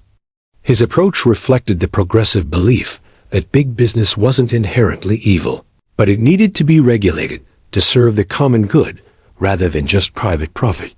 The coal strike of 1902 demonstrated Roosevelt's new approach to labor relations. When United Mine Workers went on strike for better wages and working conditions, mine owners refused to negotiate, confident that the government would support them as it had in previous strikes. But Roosevelt threatened to seize the mines unless both sides accepted arbitration, marking the first time a president had intervened in a labor dispute as a neutral mediator rather than an ally of business. Conservation became another major progressive cause, largely due to Roosevelt's personal passion for the outdoors. Working with Forest Service Chief Gifford Pinchot, Roosevelt set aside millions of acres as national forests, parks, and wildlife refuges. This wasn't just environmental protection. It was resource management designed to ensure that natural resources would be available for future generations rather than being exhausted by short-term exploitation. Women played leading roles in progressive reform movements, though they still couldn't vote in most states. The Women's Christian Temperance Union, led by Frances Willard, linked prohibition of alcohol to women's rights, arguing that drunk husbands abused their wives and children. Settlement house workers like Jane Addams and Lillian Wald advocated for laws protecting women and children in the workplace. The suffrage movement gained momentum during the Progressive Era, as women argued that they needed the vote to protect reforms they had achieved through voluntary action. The National American Women's Suffrage Association, led by Elizabeth Cady Stanton and Susan B. Anthony, pursued a state-by-state strategy, while Alice Paul's National Woman's Party demanded a federal constitutional amendment. The suffrage movement wasn't unified on tactics. The older generation preferred ladylike persuasion and education, while younger suffragettes like Alice Paul adopted more militant tactics borrowed from British suffragettes. Paul's followers picketed the White House, chained themselves to fences, and went on hunger strikes when arrested, shocking Americans who weren't used to such aggressive political tactics from women. Progressive reforms varied significantly by region and were often limited by racial and class prejudices. Southern progressives supported educational and political reforms for white citizens, while simultaneously implementing Jim Crow laws that disenfranchised and segregated African Americans. Western progressives supported democratic reforms while excluding Asian immigrants from citizenship and political participation. The progressive era also saw the rise of professional experts who believed that scientific management could solve social problems. City planners redesigned urban areas to reduce congestion and improve public health. Social workers used scientific methods to study poverty and develop more effective assistance programs. Educators reformed schools to prepare students for modern industrial society. William Howard Taft, Roosevelt's chosen successor, proved to be a disappointment to progressive reformers. Though Taft actually initiated more antitrust suits than Roosevelt, he lacked Roosevelt's charisma and political skills. His support for high tariffs and his firing of Gifford Pinchot led to a split in the Republican Party that would have momentous consequences. The 1912 election was one of the most important in American history because it offered voters a clear choice between different visions of progressive reform. Taft represented conservative republicanism that favored minimal government intervention. Roosevelt, running on the progressive Bull Moose ticket, advocated a new nationalism that would use federal power to regulate big business and protect workers. Democrat Woodrow Wilson offered a new freedom that sought to restore economic competition by breaking up monopolies rather than regulating them. Socialist Eugene Debs received nearly 1 million votes by arguing that capitalism itself was the problem and needed to be replaced by worker ownership of the means of production. Wilson's victory, with only 42% of the popular vote, demonstrated that progressive ideas had captured the American political imagination. His first term saw the passage of major reforms, including the Federal Reserve Act, which created a central banking system, the Clayton Antitrust Act, which strengthened antitrust laws, and the Federal Trade Commission, which was empowered to investigate and prosecute unfair business practices. The 16th Amendment, ratified in 1913, gave Congress the power to levy income taxes, providing the federal government with a reliable source of revenue for expanded social programs. The 17th Amendment, also ratified in 1913, required direct popular election of senators, reducing the influence of political machines and corporate interests in the upper house of Congress.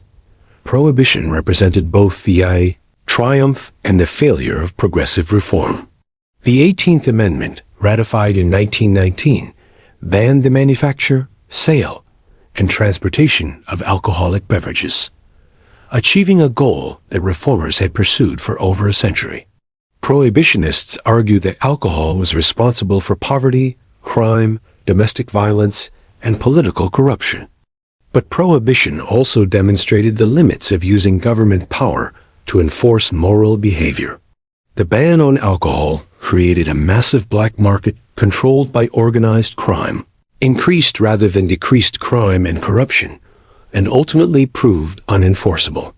The noble experiment would be repealed by the 21st Amendment in 1933, making it the only constitutional amendment ever to be completely repealed. The progressive era's greatest achievement was expanding the definition of American citizenship to include groups that had previously been excluded from full participation in democratic society. Women gained the right to vote with the 19th Amendment in 1920.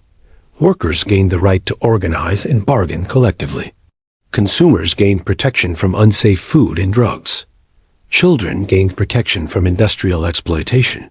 But progressive reforms also had dark sides that reflected the prejudices of their era. Many progressives supported eugenics, the pseudo-scientific belief that society could be improved by preventing unfit people from reproducing. Immigration restriction laws passed during this period reflected nativist fears about the changing ethnic composition of American society. The progressive era also saw the consolidation of Jim Crow segregation in the South, as white progressives argued that racial separation was more efficient and scientific than the informal discrimination that had preceded it.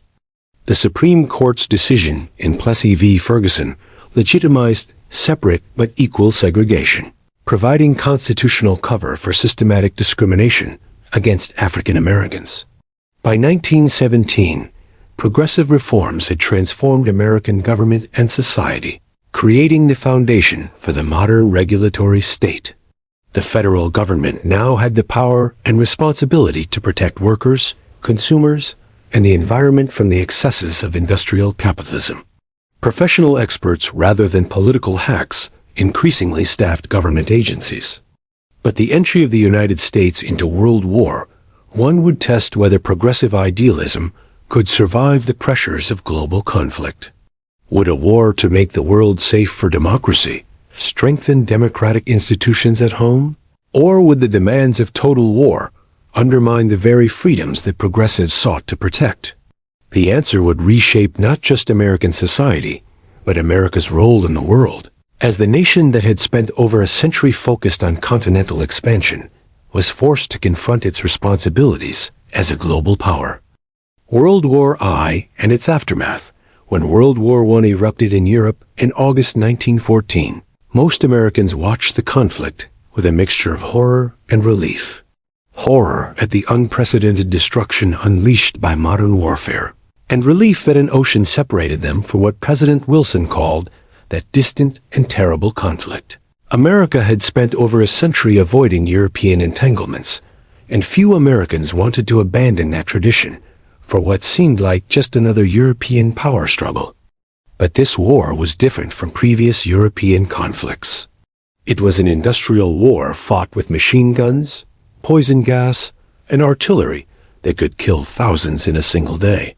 It was a total war that mobilized entire societies and economies for destruction. Most importantly for America, it was a war that would make isolation impossible and force the United States to confront its role as a world power. Wilson's initial response was to declare American neutrality and urge Americans to be impartial in thought as well as in action. This proved impossible from the beginning. Most Americans sympathized with Britain and France, democracies fighting against what seemed like German autocracy and militarism. But millions of German Americans and Irish Americans had different sympathies, and Wilson faced the challenge of holding a diverse nation together while European powers tried to draw America into the conflict. The war's economic impact made neutrality increasingly difficult to maintain. Britain's naval blockade of Germany created enormous demand for American agricultural and industrial products, generating prosperity that tied the American economy to Allied victory. American banks loaned billions of dollars to Britain and France, creating financial interests that would be threatened by German victory. Germany's response was submarine warfare that threatened American lives and shipping. The sinking of the Lusitania in May 1915, which killed 1,198 passengers, including 128 Americans, outraged the American public. Wilson's diplomatic protests forced Germany to suspend unrestricted submarine warfare, but the incident showed how easily America could be drawn into the conflict. The 1916 election was fought largely over foreign policy. Wilson campaigned on the slogan, "He kept us out of war," while Republican Charles Evans Hughes criticized Wilson's handling of both the European War and the Mexican Revolution. Wilson's narrow victory suggested that most Americans still preferred neutrality, but events would soon make that position untenable. Germany's decision to resume unrestricted submarine warfare in January 1917 was based on military calculations that proved fatally flawed. German leaders believed that submarines could starve Britain into surrender before America could mobilize effectively. They were willing to risk American intervention because they thought the war would be over before American forces could affect the outcome. The Zimmermann telegram made German intentions even clearer. This diplomatic cable, intercepted and decoded by British intelligence, revealed Germany's attempt to ally with Mexico against the United States, promising to help Mexico recover Texas, New Mexico, and Arizona. When the telegram was published in American newspapers, it convinced many Americans that Germany posed a direct threat to American security. Wilson's war message to Congress on April 2, 1917, was one of the finest speeches in American history. He argued that America was fighting not for conquest or selfish advantage, but to make the world safe for democracy. The war would be America's crusade to spread democratic ideals and create a peaceful international order based on law rather than force. Congress declared war on April 6, 1917, but America was woefully unprepared for modern warfare. The Army had only 133,000 men, compared to millions under arms in Europe. American industry was producing for civilian markets, not military needs. Most Americans had no idea what total war would require of them. The mobilization that followed was one of the most remarkable achievements in American history. The Selective Service Act registered 24 million men for military service, eventually drafting 2.8 million. American industry converted to war production with extraordinary speed, building ships, aircraft, and weapons in quantities that amazed European allies. But mobilization also revealed the tensions within American society. The draft was resisted by many immigrants who questioned why they should fight for a country that often treated them as second-class citizens. Conscientious objectors faced persecution and imprisonment. Socialist leader Eugene Debs was sentenced to 10 years in prison for opposing the war, effectively criminalizing dissent against government policy. The Espionage Act of 1917 and the Sedition Act of 1918 gave the government broad powers to suppress opposition to the war effort. Over 2,000 people were prosecuted under these laws for activities as minor as criticizing government policies or refusing to buy war bonds. German Americans faced particular persecution, with German music banned from concerts and sauerkraut renamed Liberty Cabbage. The Committee on Public Information, led by journalist George Creel, conducted the most extensive propaganda campaign in American history. 4-Minute Men gave short patriotic speeches in movie theaters. Posters urged Americans to buy war bonds and conserve food. The campaign successfully mobilized public opinion for the war effort, but it also demonstrated how easily democratic governance could manipulate public opinion. American women played crucial roles in the war effort, working in munitions factories, serving as nurses, and taking over jobs previously held by men. The war accelerated changes in women's roles that had been building during the Progressive Era, strengthening arguments for women's suffrage and economic equality. African Americans saw the war as an opportunity to demonstrate their patriotism and gain equal rights. W.E.B. Du Bois urged Black Americans to close ranks and support the war effort, believing that loyal service would be rewarded with full citizenship. Over 400,000 Black Americans served in the military, though most were relegated to labor units rather than combat roles. The reality was different from Du Bois's hopes. Black soldiers faced discrimination and segregation in the military, and their families faced violence and intimidation at home. The East St. Louis race riot of 1917 killed dozens of Black civilians, while the Houston riot of 1917 led to the execution of 19 Black soldiers. The war years saw increased racial tensions as Black workers migrated north for industrial jobs, competing with white workers for employment and housing. American expeditionary forces began arriving in France in June 1917, but it took months to build up sufficient numbers to effect the fighting. General John J. Pershing insisted that American troops fight as an independent army rather than being fed into British and French units as replacements, preserving American identity, but delaying their impact on the war. The German offensive of spring 1918 nearly broke Allied lines and threatened to end the war in German victory. But American reinforcements helped stop the German advance, and the subsequent Allied counteroffensive included significant American participation at battles like Belleau Wood and the Meuse-Argonne offensive. American involvement tipped the balance of the war, providing the fresh troops and industrial capacity that exhausted European powers lacked. Germany agreed to an armistice on November 11, 1918, ending 4 years of the bloodiest warfare in human history. Over 53,000 Americans died in combat, while disease claimed another 63,000. Tragic losses, but small compared to the millions of Europeans who perished. Wilson's arrival in Paris for the peace conference was greeted with unprecedented enthusiasm.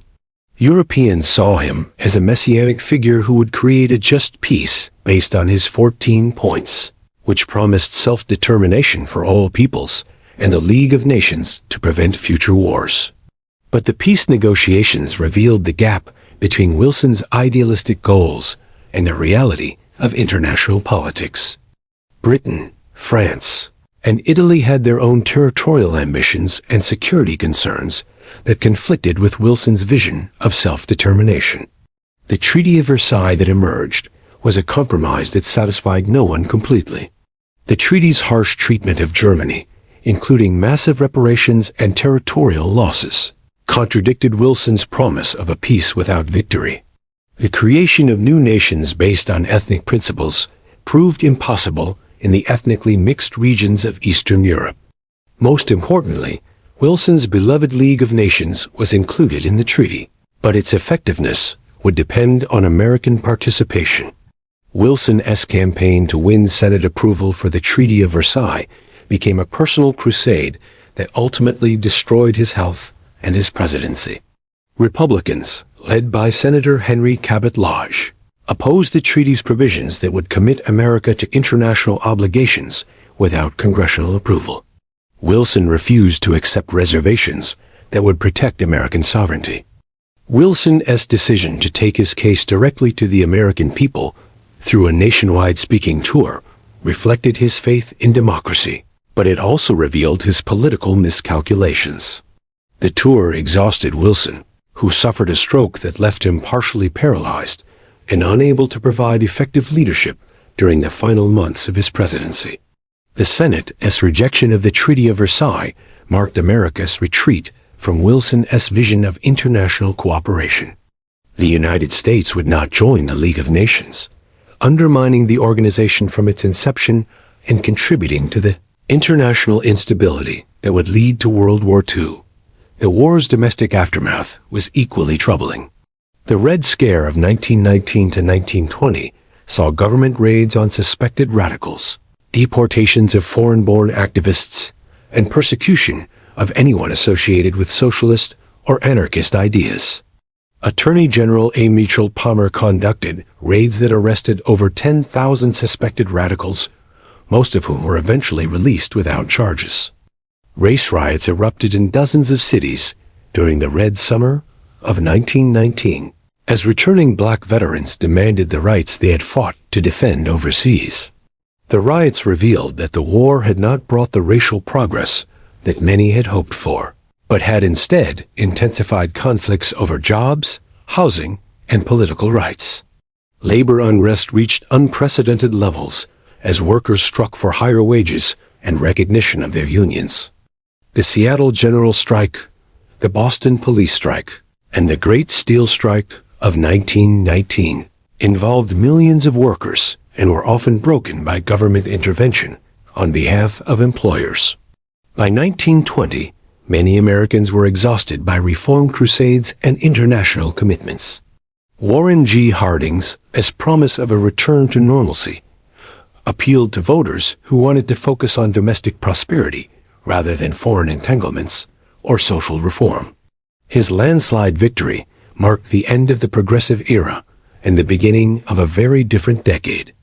World War I had transformed America from a regional power into a global superpower, but Americans were not yet ready to accept the responsibilities that came with their new status. The tension between America's global interests and its isolationist traditions would dominate the next 2 decades, ultimately contributing to the conditions that made World War II inevitable. The Roaring Twenties, the decade that followed World War I, roared with unprecedented prosperity, cultural innovation, and social change. The 1920s saw America emerge as the world's dominant economic power while experiencing a cultural revolution that challenged traditional values and created distinctly modern forms of entertainment, fashion, and lifestyle. It was a decade of extremes, prohibition and speakeasies, religious fundamentalism and scientific rationalism, rural nostalgia and urban sophistication, unprecedented prosperity and persistent inequality. Warren G. Harding's promise of a return to normalcy appealed to Americans exhausted by war and reform, but the 1920s proved to be anything but normal. Instead of returning to the past, America plunged into a future that would have been unrecognizable to previous generations. Mass production, mass consumption, and mass media created a national culture that transcended regional differences while creating new divisions between traditional and modern values. The decade's prosperity was built on genuine economic innovations that transformed American life. Henry Ford's assembly line made automobiles affordable for middle-class families, creating the first mass market for consumer durables. Ford's Model T, available in any color so long as it's black, put America on wheels and revolutionized everything from courtship patterns to city planning. By 1929, there was one automobile for every 5 Americans, compared to one for every 265 in 1910. Cars gave Americans unprecedented mobility and privacy, allowing young people to escape parental supervision and families to live farther from their work. The automobile industry became the backbone of American prosperity, supporting millions of jobs in steel, rubber, glass, and other industries. Radio created the first truly national media, connecting isolated farms to urban centers and making possible shared cultural experiences that unified the diverse American population. The first commercial radio station, KDKA, in Pittsburgh, broadcast the 1920 election returns, and within a decade, over 600 stations were broadcasting to 12 million radio sets. Radio programming reflected and shaped American culture in powerful ways. Amos and Andy, a comedy show featuring white actors portraying black characters in exaggerated dialect, was wildly popular but reinforced racial stereotypes. The Grand Ole Opry brought country music to national audiences, while broadcasts of jazz from Harlem nightclubs introduced white Americans to African American musical innovations. The movies became America's first truly mass entertainment, with weekly attendance reaching 100 million by the end of the decade. Silent films starring Mary Pickford, Charlie Chaplin, and Rudolph Valentino created the first global celebrities, while lavish movie palaces offered working-class audiences a taste of luxury and glamour. Hollywood's influence extended far beyond entertainment, shaping fashion, behavior, and values for millions of Americans. The movie industry created national standards of beauty, romance, and success that challenged local traditions and parental authority. Young women copied the fashions and mannerisms of movie stars, while young men emulated the romantic techniques they saw on screen. Jazz became the soundtrack of the decade, reflecting the energy and innovation of American urban culture. Born in New Orleans from a fusion of African American blues, ragtime, and European musical traditions, jazz spread northward during the Great Migration and became the dominant popular music of the 1920s. Louis Armstrong, Duke Ellington, and other jazz pioneers created a distinctly American art form that influenced musicians worldwide. Jazz represented everything that conservative Americans feared about modern culture. It was improvisational rather than structured, sensual rather than spiritual, and created primarily by African Americans who challenged racial hierarchies through their artistic achievements. The Harlem Renaissance represented the flowering of African American culture in literature, music, art, and politics. Writers like Langston Hughes, Zora Neale Hurston, and Claude McKay created works that celebrated black identity while challenging white stereotypes. The movement gave voice to the new Negro, who demanded equality and respect rather than accepting subordination. Marcus Garvey's Universal Negro Improvement Association promoted black nationalism and pride in African heritage, attracting millions of followers with his message that African Americans should build their own institutions rather than seeking integration into white society. Though Garvey was eventually deported for mail fraud, his ideas influenced later civil rights leaders and Pan-African movements. Women's roles were transformed by both the vote and changing economic opportunities. The new woman of the 1920s was epitomized by the flapper, young, independent, and determined to enjoy the same freedoms as men. Flappers wore short skirts and bobbed hair, smoked cigarettes, drank alcohol, and engaged in casual dating that shocked their mother's generation. But the image of the liberated flapper was more symbol than reality for most women. Few women achieved true economic independence, and traditional gender roles remained strong outside urban areas. The decade's prosperity did enable more middle-class women to work outside the home, but they were still expected to quit their jobs when they married. Prohibition, which began in 1920 with the 18th Amendment, was intended to create a more moral society, but instead generated massive lawlessness and corruption. Speakeasies, illegal bars that served alcohol, became centers of social life, particularly in cities where enforcement was lax or corrupted. Organized crime syndicates made fortunes smuggling and selling illegal alcohol, using the profits to corrupt police, judges, and politicians. Al Capone's Chicago operation generated an estimated $60 million annually and turned Capone into a celebrity whose influence rivaled that of elected officials. The St. Valentine's Day Massacre of 1929, where Capone's men killed 7 members of a rival gang, demonstrated Prohibition's contribution to violent crime. Rural America felt increasingly left behind by the decade's changes. Farm prices collapsed after the war as European agriculture recovered, and many farmers faced bankruptcy or foreclosure. Small towns lost population to cities, and traditional Protestant values seemed under assault from urban sophistication and immigrant influences. The Scopes monkey trial of 1925 symbolized the conflict between traditional and modern values. When Tennessee biology teacher John Scopes was prosecuted for teaching evolution, the trial became a national spectacle that pitted religious fundamentalism against scientific rationalism. William Jennings Bryan's defense of biblical literalism was demolished by defense attorney Clarence Darrow, but the trial revealed deep cultural divisions that persist today. The revival of the Ku Klux Klan reflected rural anxieties about social change. The new Klan, founded in 1915, differed from its Reconstruction-era predecessor by targeting not only African Americans, but also Catholics, Jews, immigrants, and anyone who challenged traditional Protestant values. At its peak, the Klan claimed over 4 million members and controlled state governments in Indiana, Oregon, and other states. Immigration restriction laws passed during the decade reflected nativist fears about changing American demographics. The Emergency Quota Act of 1921 and the National Origins Act of 1924 established ethnic quotas that favored Northern and Western Europeans while severely restricting immigration from Southern and Eastern Europe. The laws virtually ended Asian immigration and began the process of militarizing the Mexican border. Republican economic policies during the decade favored business interests through tax cuts, deregulation, and high tariffs.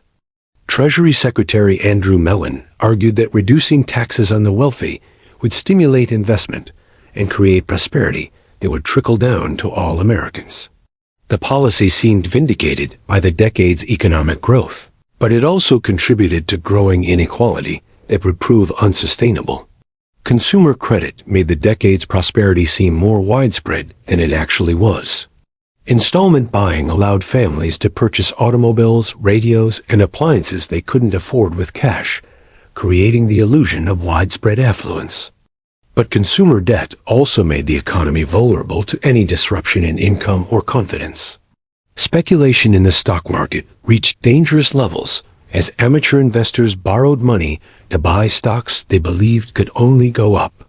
The market's seemingly endless rise convinced many Americans that the old rules of economics no longer applied and that prosperity was permanent. Corporate consolidation continued throughout the decade as businesses sought the efficiencies of mass production and national marketing. Chain stores like A&P and Woolworths displaced local merchants, while corporations like General Motors and General Electric became dominant forces in their industries. Advertising became a major industry as companies sought to create demand for mass-produced goods. Advertisers appealed to consumers' desires for status, romance, and happiness, rather than simply promoting product features. They created artificial needs and convinced Americans that consumption was patriotic and psychologically fulfilling. Foreign policy during the decade reflected America's ambivalent relationship with its new global status. Republicans rejected Wilson's internationalism, but couldn't ignore America's economic interests overseas. The Washington Naval Conference of 1921-22 limited naval construction, while the Kellogg-Briand Pact of 1928 outlawed war as an instrument of national policy, though without any enforcement mechanism. The Dawes Plan of 1924 restructured German reparations payments and provided American loans to help stabilize the German economy. This created a circular flow of money. America loaned money to Germany, which used it to pay reparations to Britain and France, which used the money to pay war debts to America. The system worked as long as American prosperity continued, but it would collapse catastrophically when the boom ended. By 1929, the contradictions underlying the decade's prosperity were becoming apparent. Income inequality had reached levels not seen since the Gilded Age, with the richest 1% receiving 23% of all income. Consumer debt was rising faster than income, and speculation had divorced stock prices from economic reality. Most Americans remained optimistic about the future, convinced that prosperity was permanent and that progress was inevitable. President Herbert Hoover's inauguration in March 1929 seemed to confirm this optimism. Here was a brilliant engineer and humanitarian who embodied American faith in expertise and efficiency. But the prosperity of the 1920s rested on foundations that proved to be far more fragile than anyone imagined. The decade that had begun with such promise would end with the most devastating economic collapse in American history, destroying not just fortunes, but faith in American capitalism itself. The party was about to end, and the hangover would last for a decade. The Great Depression, October 24, 1929, Black Thursday, began like any other day on Wall Street. But by closing time, the financial foundation of American prosperity had cracked beyond repair. Panic selling wiped out millions of dollars in stock values as investors desperately tried to sell shares in a market that had run out of buyers. The ticker tape machines that had recorded endless gains throughout the 1920s now chronicled financial devastation that would reshape American society for a generation. But the stock market crash was just the beginning, not the cause of the Great Depression. The American economy had been built on shaky foundations throughout the 1920s. Unequal income distribution, overproduction, speculation, and international economic instability created by World War I. When confidence collapsed, these underlying weaknesses turned a market correction into the worst economic disaster in American history. The numbers tell only part of the story. Between 1929 and 1933, industrial production fell by 50%, unemployment rose from 3% to 25%, and over 5,000 banks failed. But behind these statistics lay human suffering on a scale that challenged Americans' faith in progress, capitalism, and democracy itself. Bank failures turned neighbors into desperate competitors as people lined up for hours, hoping to withdraw their life savings before the bank ran out of money. The sight of middle-class families standing in bread lines alongside unemployed workers shattered assumptions about social mobility and economic security. Children went to school hungry, families lost their homes, and young people postponed marriage and childbearing because they couldn't afford to start families. President Herbert Hoover, who had entered office promising a chicken in every pot and a car in every garage, seemed helpless in the face of economic collapse. Hoover was actually one of the most qualified presidents in American history. A brilliant engineer, successful businessman, and effective administrator who had fed millions of Europeans during and after World War I. But his response to the Depression revealed the limitations of traditional approaches to economic crisis. Hoover believed that the Depression was a temporary downturn that would correct itself if government avoided interference with natural market forces. He opposed direct federal relief to unemployed workers, arguing that such assistance would undermine American self-reliance and create permanent dependence on government. Instead, he focused on helping businesses and banks, hoping that prosperity would trickle down to ordinary Americans. The Reconstruction Finance Corporation, established in 1932, loaned billions of dollars to banks, railroads, and corporations to prevent further failures. But critics called it a millionaire's dole that helped the wealthy while ignoring the unemployed. Hoover's approach seemed to confirm growing suspicions that the government cared more about protecting business interests than helping ordinary citizens. Meanwhile, local governments and private charities were overwhelmed by the scale of need. City governments went bankrupt trying to provide relief, while charitable organizations exhausted their resources within months. Unemployment reached 50% in some industrial cities, creating conditions that challenged the social order itself. The human cost of the Depression was staggering. Malnutrition weakened children's development and shortened life expectancy. Suicide rates soared as business owners and investors faced financial ruin. Domestic violence increased as frustrated men took out their anger on families they could no longer support. The psychological impact may have been even more devastating than the economic losses. Americans had been taught that hard work and moral character guaranteed success. But the Depression proved that individual effort couldn't overcome systemic economic collapse. Middle-class families who had never doubted American capitalism found themselves questioning the entire economic system. Farmers who had survived drought and low prices during the 1920s faced foreclosure and eviction during the 1930s. The Dust Bowl added environmental disaster to economic catastrophe. Years of over-farming and drought turned millions of acres of Great Plains farmland into dust that blew as far as Washington, D.C. Black blizzards, buried fences, filled houses with dirt, and forced thousands of Okies and Arkies to abandon their farms and migrate to California in search of work. John Steinbeck's novel, The Grapes of Wrath, captured the Dust Bowl migrants' experiences, but the reality was often worse than fiction. Migrant families lived in cardboard shacks and picked crops for starvation wages, while being resented by Californians who feared competition for scarce jobs. The migrants represented a fundamental challenge to American mythology. These weren't lazy immigrants or urban minorities, but native-born white Americans who embodied traditional values of hard work and self-reliance. Urban areas created their own forms of desperation. Hoovervilles, shanty towns named mockingly after the president, sprang up in every major city as homeless families built shelters from cardboard, scrap metal, and anything else they could find. Central Park in New York, Anacostia Flats in Washington, and the lakefront in Seattle became home to thousands of people who had lost everything. The most symbolic Hooverville was built by World War I veterans who marched on Washington in 1932, demanding early payment of bonuses promised for their military service. The bonus army of about 17,000 veterans and their families camped in the Capitol for months, creating an embarrassing reminder of the government's failure to address the economic crisis.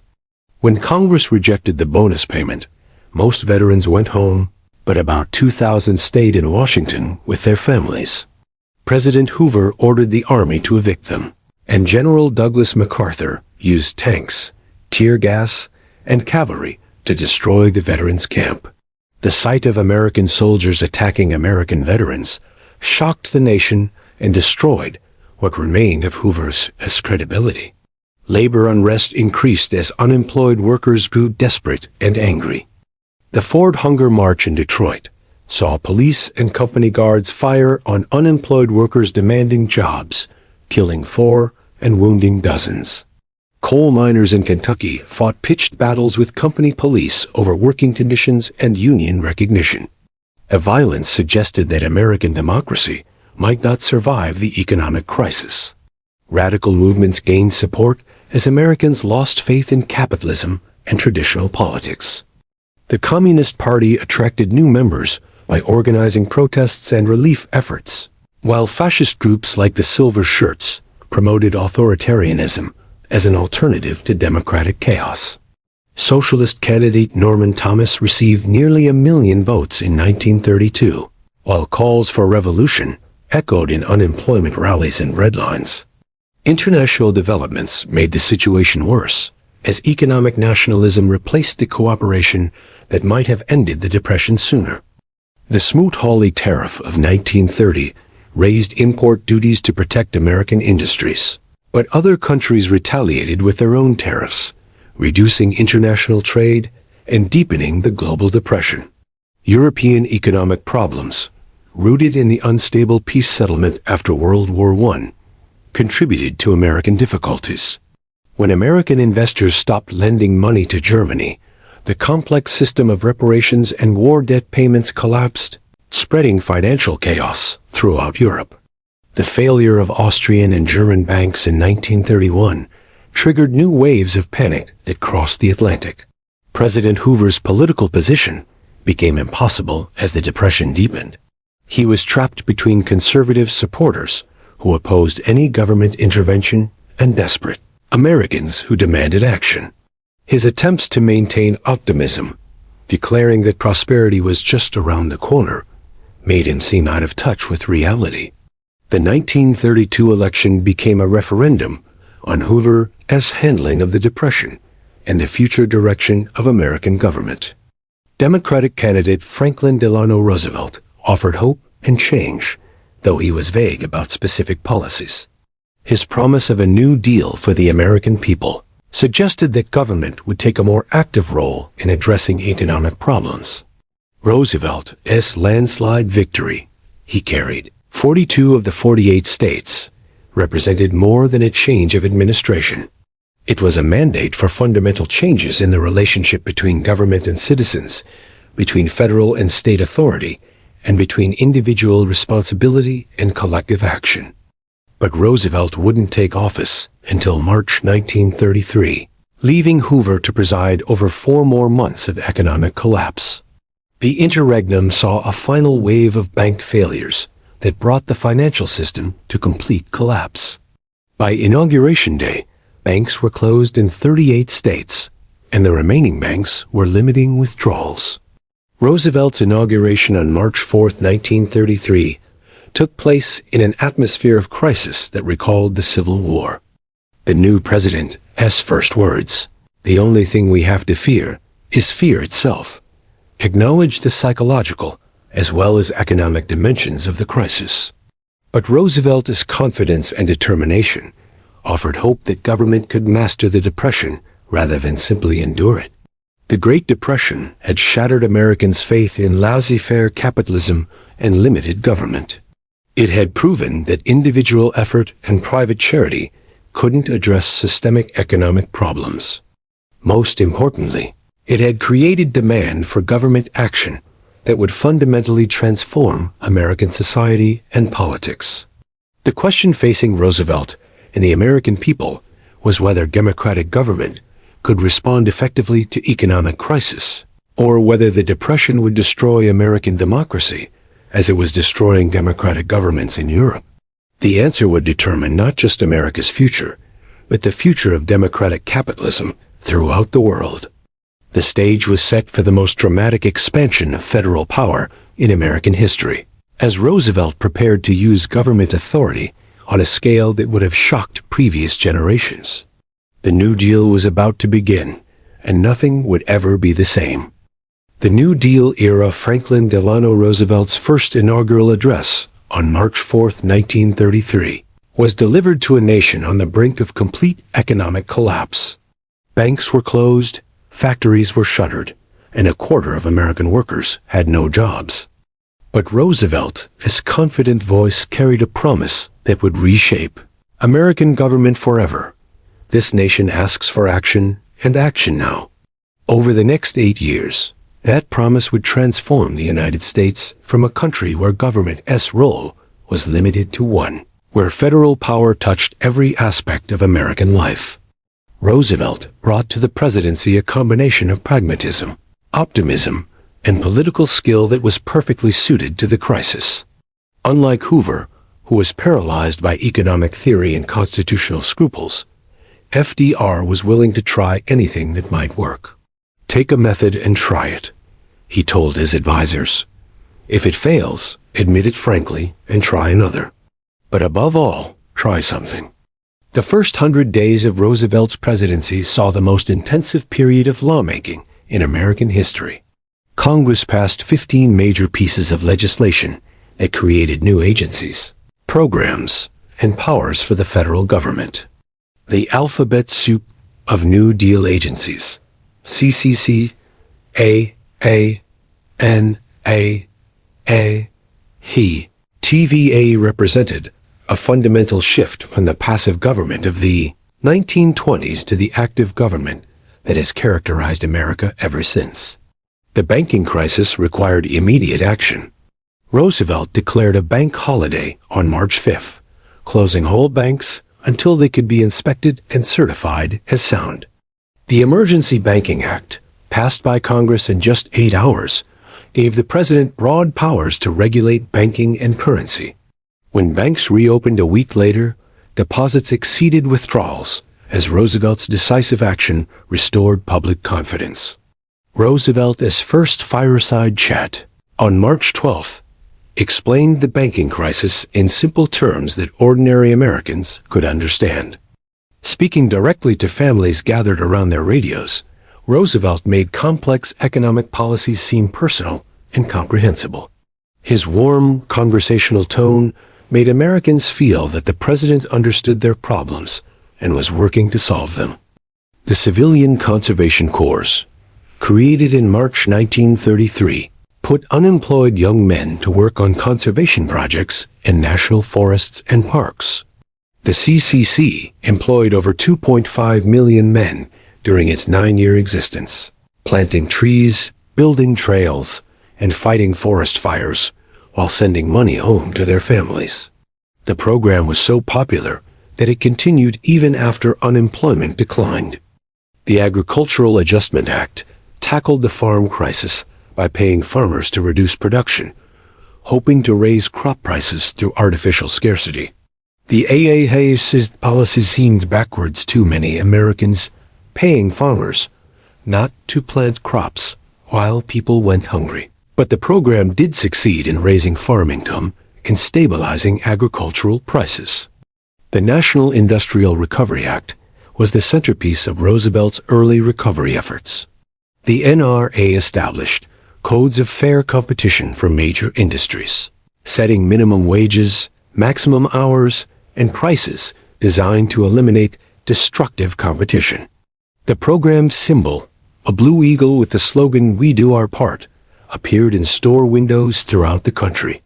But the NRS attempt to plan the economy through business-government cooperation proved problematic.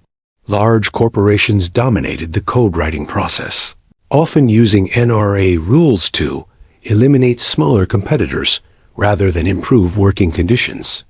The Supreme Court declared the NRA unconstitutional in 1935, but by then, Roosevelt was already moving toward different approaches. The Tennessee Valley Authority represented the most ambitious New Deal program, creating a federal corporation to develop an entire river basin through flood control, electricity generation, and economic planning. The TVA brought electric power to rural areas, controlled flooding, and demonstrated that government could successfully manage large-scale economic development projects. Conservative critics attacked the TVA as socialism, But the program's success in transforming one of America's poorest regions proved that government intervention could improve lives and stimulate economic growth. The TVA became a model for development projects around the world and helped establish the principle that government had a responsibility to promote regional economic development. The Federal Emergency Relief Administration provided direct assistance to unemployed workers and their families, marking the first time the federal government had accepted responsibility for relief. FERA distributed over $3 billion to state and local agencies, but Roosevelt worried that direct relief would create permanent dependence on government assistance. The Works Progress Administration, created in 1935, provided jobs rather than charity to unemployed Americans. The WPA employed over 8 million people during its 8-year existence, building schools, hospitals, airports, and roads, while also employing artists, writers, and musicians to create cultural projects that enriched American life. WPA workers built much of America's modern infrastructure, from the Lincoln Tunnel in New York to the Outer Drive in Chicago to hundreds of schools and libraries in small towns across the country. The program proved that government could create useful employment while building facilities that served the public interest for generations.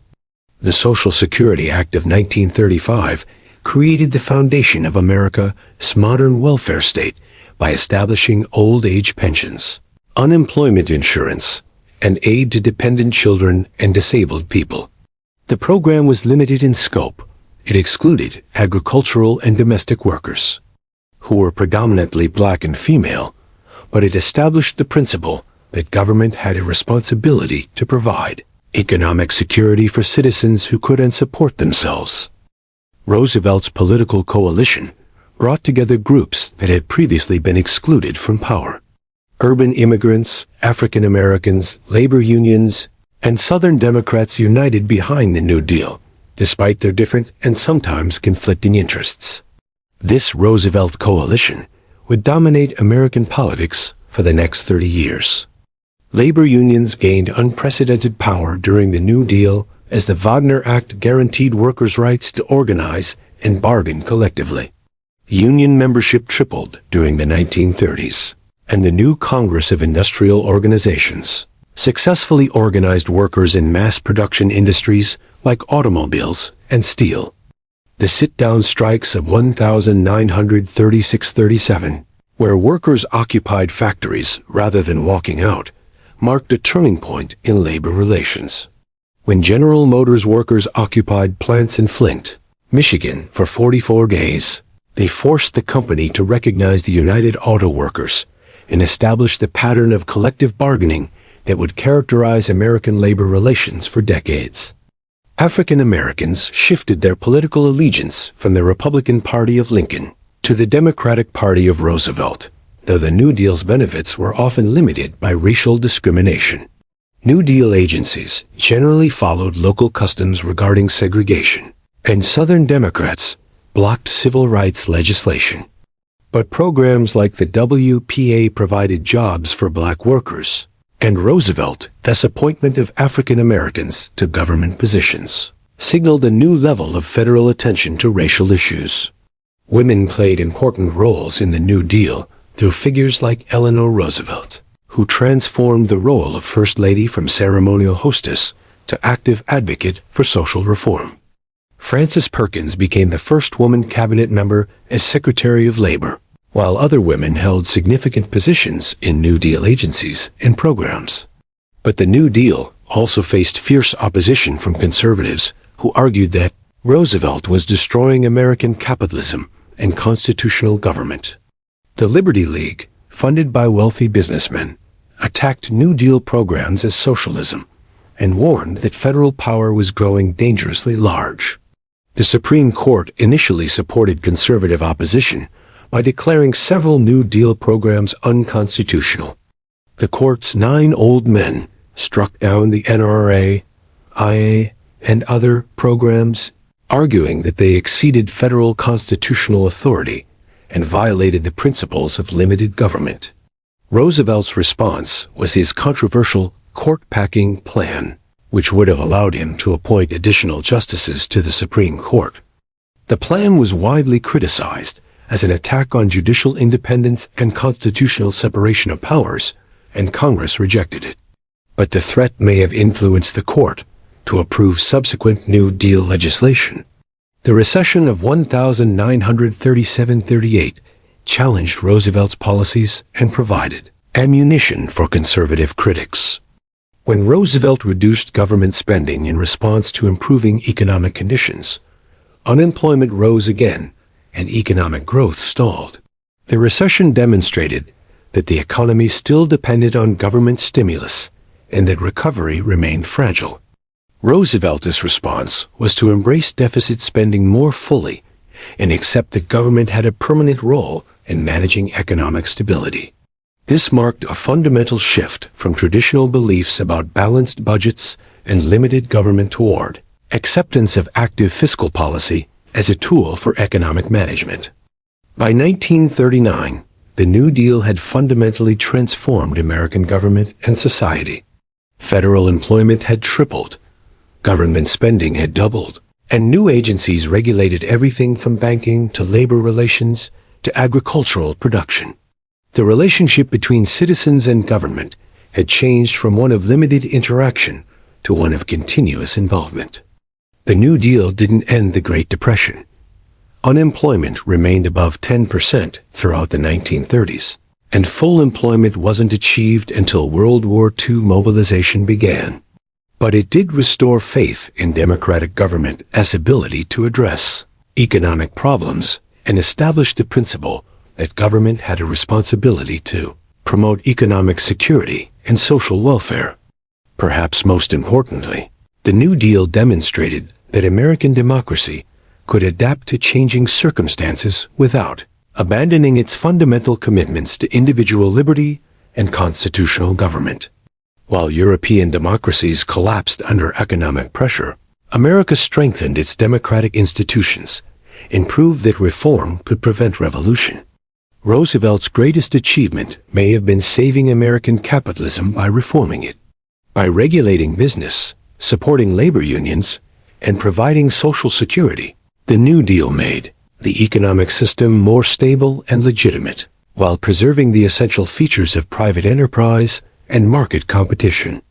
As the 1930s ended, America faced new challenges from an increasingly dangerous international situation. The rise of Nazi Germany and Imperial Japan threatened the peace that had allowed America to focus on domestic reform. Soon Roosevelt would have to shift his attention from domestic recovery to global war, and the New Deal's expansion of government power would PR. World War II, America's arsenal of democracy. When Adolf Hitler's armies invaded Poland on September 1, 1939, President Franklin Roosevelt declared that while America would remain neutral in the European war, he could not ask Americans to remain neutral in thought. This careful distinction marked the beginning of America's gradual movement from isolationism to global leadership, a transformation that would reshape not only American foreign policy, but American society itself. Most Americans supported Britain and France against Nazi Germany, but they were determined to avoid the mistakes that had drawn them into World War I. The Neutrality Acts of the 1930s reflected this isolationist sentiment by prohibiting arms sales to warring nations and banning American travel on belligerent ships. But Hitler's rapid conquest of Western Europe in 1940 forced Americans to confront the possibility that Nazi Germany might dominate the entire world. Roosevelt's response was the Destroyers 4 Bases deal, which traded 50 aging American destroyers to Britain in exchange for leases on British naval bases in the Western Hemisphere. The deal violated both the Neutrality Acts and traditional international law, but Roosevelt justified it as necessary for American defense. Critics charged that he was deliberately dragging America into war, but polls showed that most Americans supported aid to Britain. The 1940 election became a referendum on American foreign policy. Roosevelt's decision to seek an unprecedented third term was controversial. But his victory over Republican Wendell Willkie demonstrated that Americans trusted his leadership during the international crisis. Both candidates promised to keep America out of war while supporting Britain, reflecting the public's conflicted feelings about international involvement. Lend-Lease, enacted in March 1941, marked the end of American neutrality in everything but name. The program allowed the president to lend or lease military equipment to countries whose defense was vital to American security, with payment to be arranged later. Roosevelt compared it to lending a garden hose to a neighbor whose house was on fire. You didn't worry about payment when the emergency required immediate action. Lend-Lease provided $50 billion in aid to Britain, the Soviet Union, China, and other allies, making America the arsenal of democracy that Roosevelt had promised. The program required massive expansion of American industrial production and marked the beginning of the economic mobilization that would characterize the war years. The Atlantic Charter, issued by Roosevelt and British Prime Minister Winston Churchill in August 1941, outlined war aims that went far beyond simple victory over the Axis powers. The Charter promised self-determination for all peoples, freedom of the seas, economic cooperation, and a new international organization to maintain peace. These goals reflected Roosevelt's vision of America's role in creating a new world order based on democratic principles. But Americans remained divided about direct participation in the war until December 7, 1941, when Japanese aircraft attacked Pearl Harbor. The surprise attack killed over 2,400 Americans and destroyed much of the Pacific Fleet, shocking a nation that had felt secure behind its ocean barriers. Roosevelt's war message to Congress the next day described December 7th as a date which will live in infamy and called for a declaration of war against Japan. Hitler's declaration of war on the United States 4 days later ended the debate about the American involvement in the European conflict. America now faced a two-front war against enemies who controlled most of Europe and much of the Pacific. The challenge was enormous, but so was America's industrial capacity and determination to win. The attack on Pearl Harbor united Americans behind the war effort in ways that hadn't been possible during the gradual drift toward conflict. Isolationists like Senator Burton Wheeler and aviator Charles Lindbergh immediately pledged their support for the war effort. The attack had done what Roosevelt's careful diplomacy couldn't accomplish. It had convinced Americans that their security required victory over the Axis powers. Mobilization for World War II dwarfed even the massive expansion of government power during the New Deal. Federal spending increased from $9 billion in 1940 to $98 billion in 1944, while the federal workforce grew from 1 million to 3.8 million employees. The War Production Board coordinated the conversion of civilian industry to military production, turning automobile factories into tank plants and typewriter companies into machine gun manufacturers. American industrial production during the war was staggering in scope and speed. Between 1941 and 1945, American factories produced 300,000 aircraft, 124,000 ships, 634,000 jeeps, and 88,000 tanks. Henry Kaiser's shipyards reduced the time needed to build a Liberty ship from 244 days to 42 days. While aircraft production increased from 6,000 planes in 1940 to 96,000 in 1944. The war ended unemployment almost overnight, as factories desperate for workers hired anyone who could perform the job. Women entered the workforce in unprecedented numbers, with Rosie the Riveter becoming the symbol of female contributions to the war effort. By 1945, over 6 million women were working in defense plants, performing jobs that had previously been considered suitable only for men. But women's wartime employment was often seen as temporary necessity rather than permanent change. Many women lost their jobs when veterans returned, and traditional gender roles were quickly re-established in the post-war period. Still, the war demonstrated women's capabilities and planted seeds for the feminist movement that would emerge in the 1960s. African Americans also found new opportunities during the war as labor shortages forced employers to hire black workers for skilled positions. The Double V campaign called for victory against fascism abroad and racism at home, linking the war effort to the struggle for civil rights. Over 1 million black Americans served in the military, though in segregated units that reflected the racial discrimination of American society. The war also accelerated the Great Migration of African Americans from the rural South to industrial cities in the North and West. Cities like Detroit, Chicago, and Los Angeles saw their black populations double or triple during the war years. This migration created new political opportunities for African Americans, but also generated racial tensions that sometimes exploded into violence. The treatment of Japanese Americans revealed the dark side of wartime mobilization. Executive Order 9066, issued in February 1942, authorized the forced relocation of over 120,000 Japanese Americans, most of them citizens, to internment camps in isolated areas of the West. The relocation was justified as a military necessity, but it was actually based on racial prejudice and wartime hysteria. The internment of Japanese Americans was one of the worst violations of civil liberties in American history. Families lost their homes, businesses, and possessions while being imprisoned without trial or evidence of wrongdoing. The Supreme Court upheld the internment in Korematsu v. United States, but the decision is now considered one of the court's worst rulings. Meanwhile, American forces were fighting on multiple fronts around the world.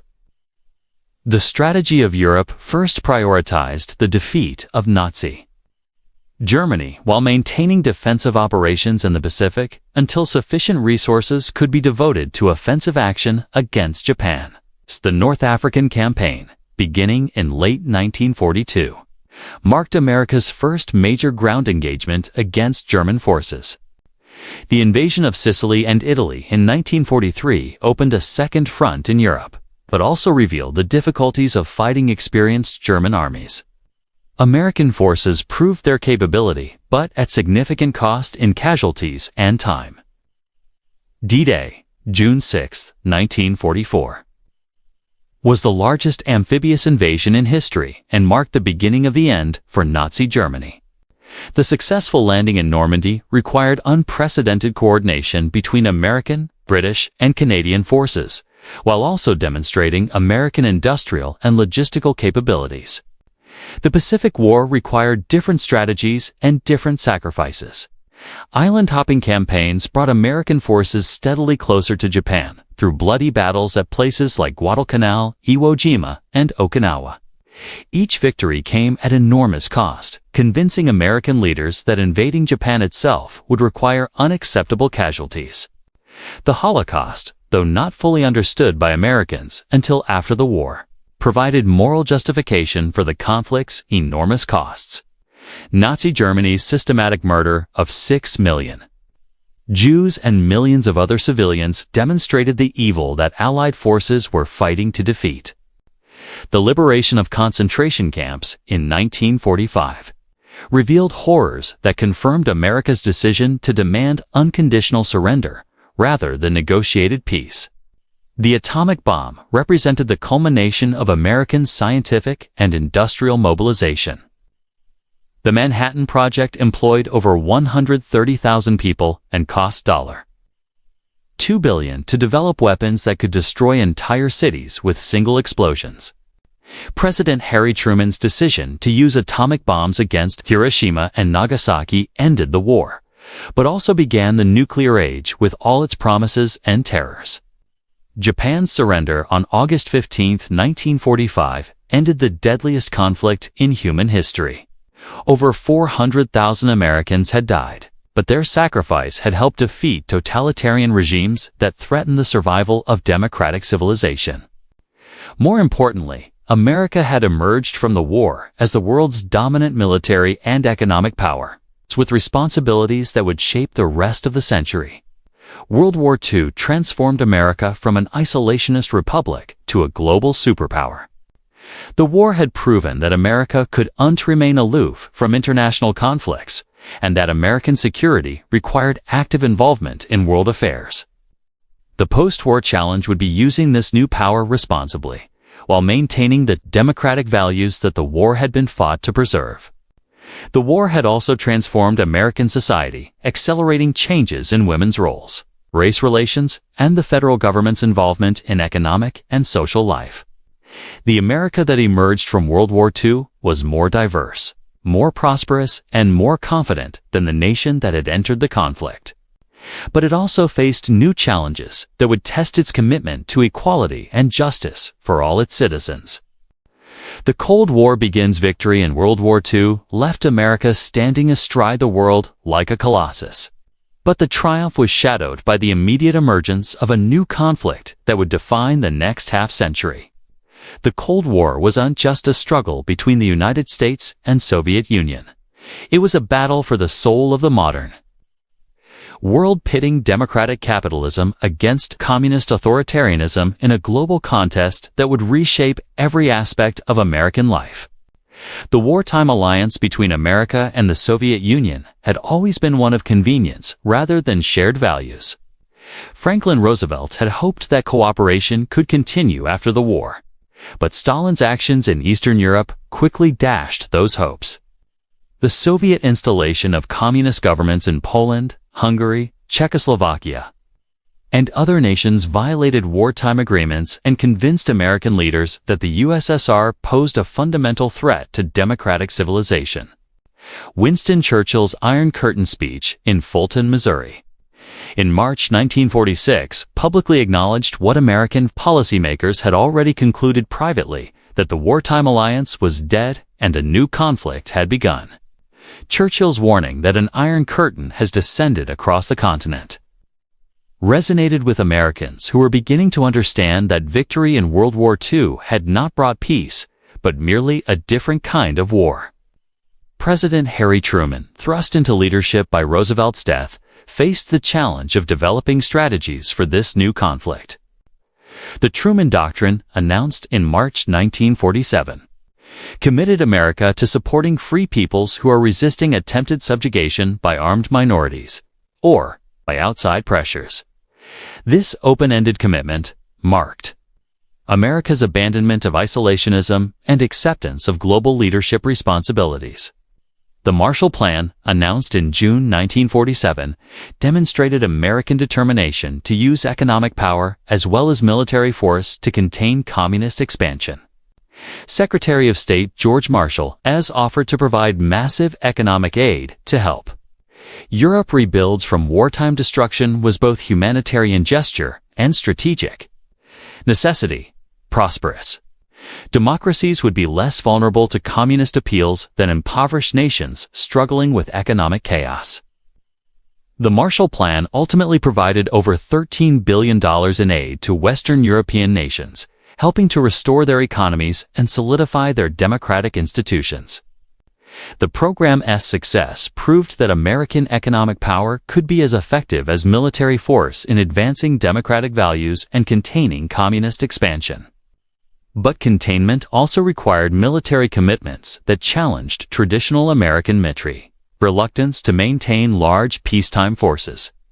The creation of NATO in 1949 marked the first time America had joined a peacetime military alliance, committing the nation to defend Western Europe against Soviet attack. The alliance represented a revolutionary change in American foreign policy and established the pattern of global commitments that would characterize the Cold War era. The Korean War, beginning in June 1950, provided the first major test of America's containment strategy. When North Korean forces invaded South Korea, Truman committed American troops to defend the South without asking Congress for a declaration of war. The conflict escalated when Chinese forces entered the war, leading to a bloody stalemate that lasted 3 years and cost over 36,000 American lives. Korea demonstrated both the possibilities and limitations of containment. American intervention prevented communist conquest of South Korea. But the war also showed that containing communism would require enormous sacrifices and couldn't guarantee quick victories. The frustrating nature of limited war in Korea would later influence American decisions about Vietnam. Meanwhile, the development of nuclear weapons was transforming both international relations and American society. The Soviet Union's successful test of an atomic bomb in 1949 ended America's nuclear monopoly and created the balance of terror that would characterize the Cold War. The hydrogen bomb, successfully tested by both superpowers in the early 1950s, raised the stakes even higher by creating weapons thousands of times more powerful than the bombs that destroyed Hiroshima and Nagasaki. The nuclear arms race generated both fear and fascination in American society. Civil defense programs taught school children to duck and cover under their desks, while families built backyard bomb shelters and planned evacuation routes.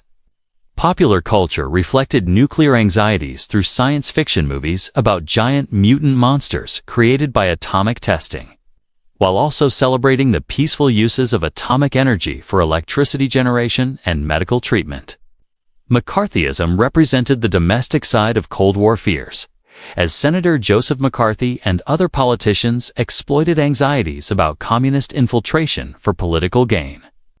The Red Scare of the late 1940s and early 1950s saw government employees fired for suspected communist sympathies, Hollywood writers blacklisted for their political beliefs, and ordinary citizens required to take loyalty oaths to keep their jobs.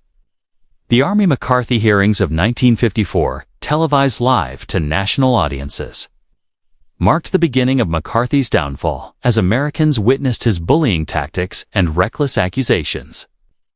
Attorney Joseph Welch's famous question, "Have you no sense of decency, sir?"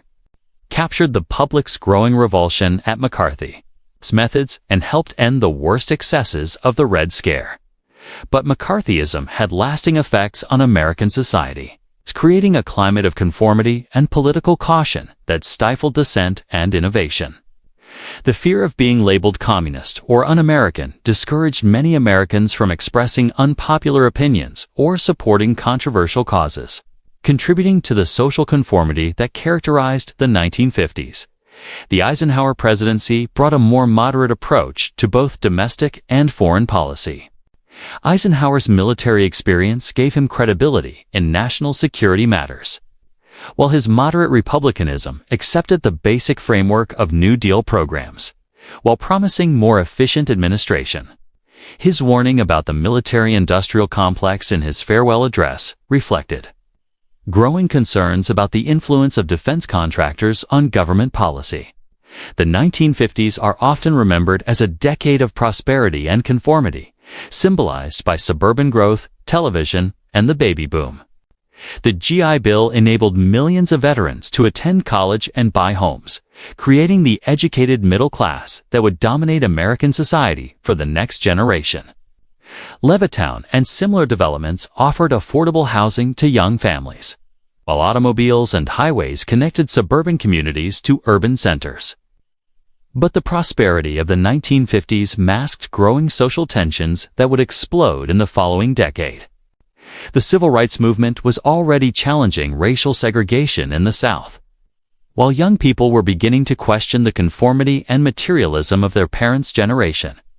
The Beat Generation, represented by writers like Jack Kerouac and Allen Ginsberg, rejected mainstream values and experimented with alternative lifestyles that prefigured the counterculture of the 1960s. The launch of Sputnik by the Soviet Union in October 1957 shattered American complacency about technological superiority and triggered massive investments in education and scientific research.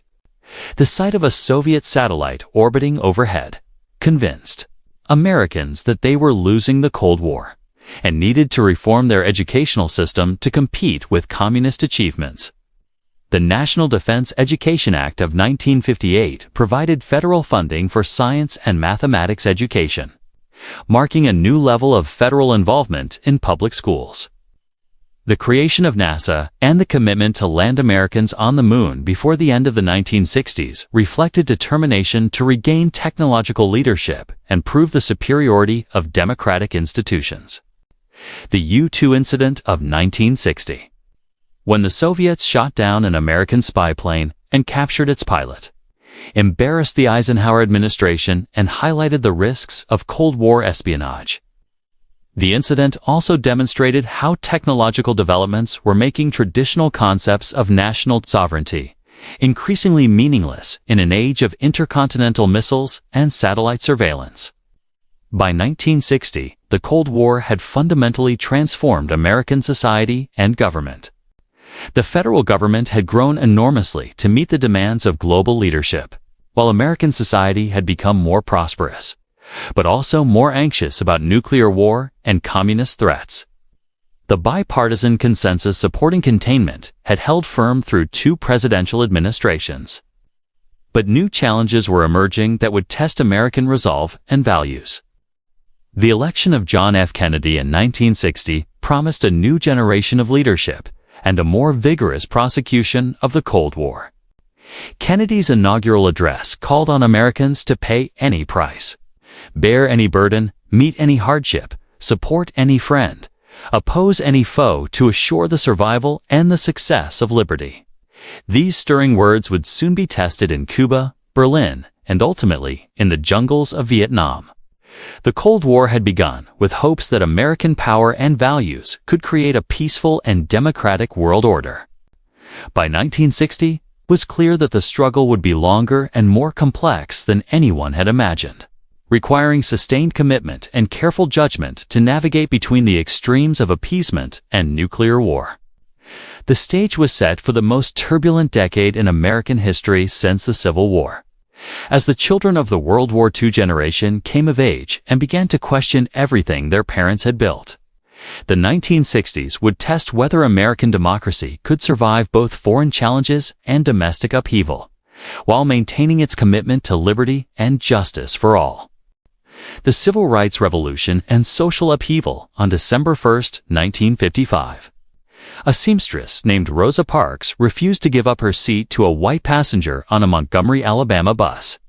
Her act of quiet defiance sparked a bus boycott that lasted 381 days and launched the modern civil rights movement. But Parks wasn't just a tired woman who spontaneously decided to resist segregation. She was a trained activist who had been waiting for the right moment to challenge a system that had oppressed African Americans for nearly a century. The civil rights movement didn't begin in the 1950s, but the decade saw a convergence of factors that made dramatic change possible. World War II had exposed the contradiction between fighting fascism abroad while tolerating racism at home. The Cold War made racial discrimination a liability in the struggle for global leadership, as communist propaganda highlighted American hypocrisy. Most importantly, a new generation of black leaders was emerging who combined legal expertise, organizational skills, and moral courage to challenge segregation through coordinated campaigns. The Brown v. Board of Education decision in 1954 marked the legal beginning of the Civil Rights Revolution, when the Supreme Court declared that separate educational facilities are inherently unequal. It overturned the separate but equal doctrine that had justified segregation since Plessy v. Ferguson in 1896. The decision was the culmination of a decades-long legal strategy by the NAACP, led by lawyers like Thurgood Marshall, who used the Constitution's Equal Protection Clause to attack segregation in education. But legal victory didn't immediately translate into social change. Southern states responded to Brown with massive resistance. That included closing public schools rather than integrating them, creating segregation academies for white students, and using economic pressure to silence civil rights supporters. The violence at Little Rock Central High School in 1957, when President Eisenhower had to send federal troops to protect 9 black students, demonstrated how far some whites would go to preserve segregation. The Montgomery bus boycott revealed the power of economic pressure and nonviolent resistance to create social change. Led by a young minister named Martin Luther King Jr., the boycott showed that ordinary people could challenge unjust laws through coordinated action. King's philosophy of nonviolent resistance, inspired by Mahatma Gandhi's campaigns in India, provided a moral framework that appealed to both black activists and white supporters. The sit-in movement, beginning with 4 college students at a Woolworth's lunch counter in Greensboro, North Carolina in February 1960, demonstrated the power of young people to force social change. The movement spread rapidly to over 100 cities, as thousands of students faced arrest, violence, and expulsion to challenge segregation in public accommodations. The sit-ins were more than protests. They were acts of moral witness that exposed the violence underlying segregation. The Freedom Rides of 1961 tested federal commitment to enforcing civil rights laws by challenging segregation in interstate transportation. When buses carrying integrated groups of riders were attacked and burned in Alabama, the violence forced the Kennedy administration to provide federal protection and demonstrated that civil rights activists were willing to risk their lives for justice. President John F. Kennedy's approach to civil rights was cautious and political, reflecting his need for Southern Democratic support for other legislative priorities.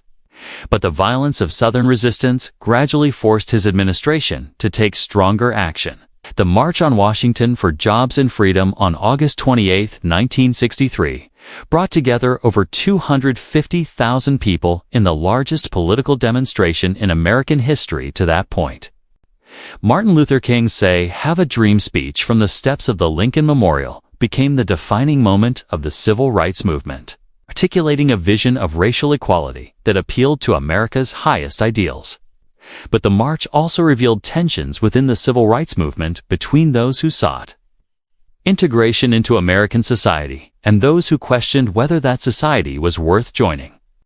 The speech by John Lewis of the Student Nonviolent Coordinating Committee, toned down at the request of march organizers, called for more radical action and reflected growing impatience with the slow pace of change.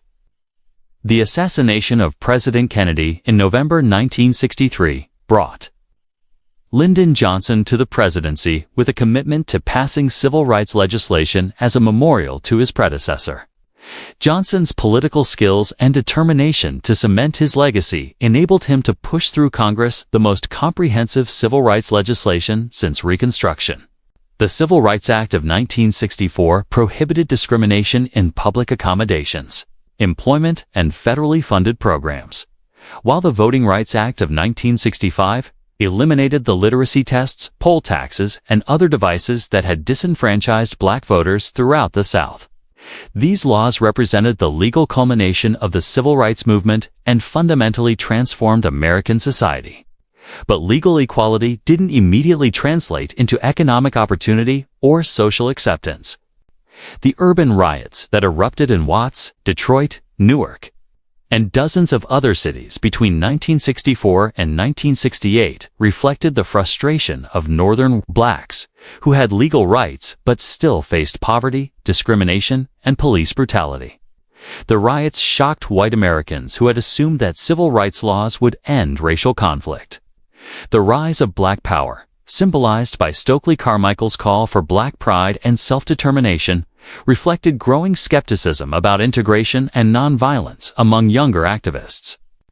Malcolm X's emphasis on black nationalism and armed self-defense attracted followers who were frustrated with the slow pace of change through legal channels. Martin Luther King's assassination in Memphis on April 4, 1968, triggered riots in over 100 cities and marked the end of the nonviolent phase of the civil rights movement. King's death deprived the movement of its most eloquent spokesperson and moral leader, while also radicalizing many activists who concluded that peaceful change was impossible.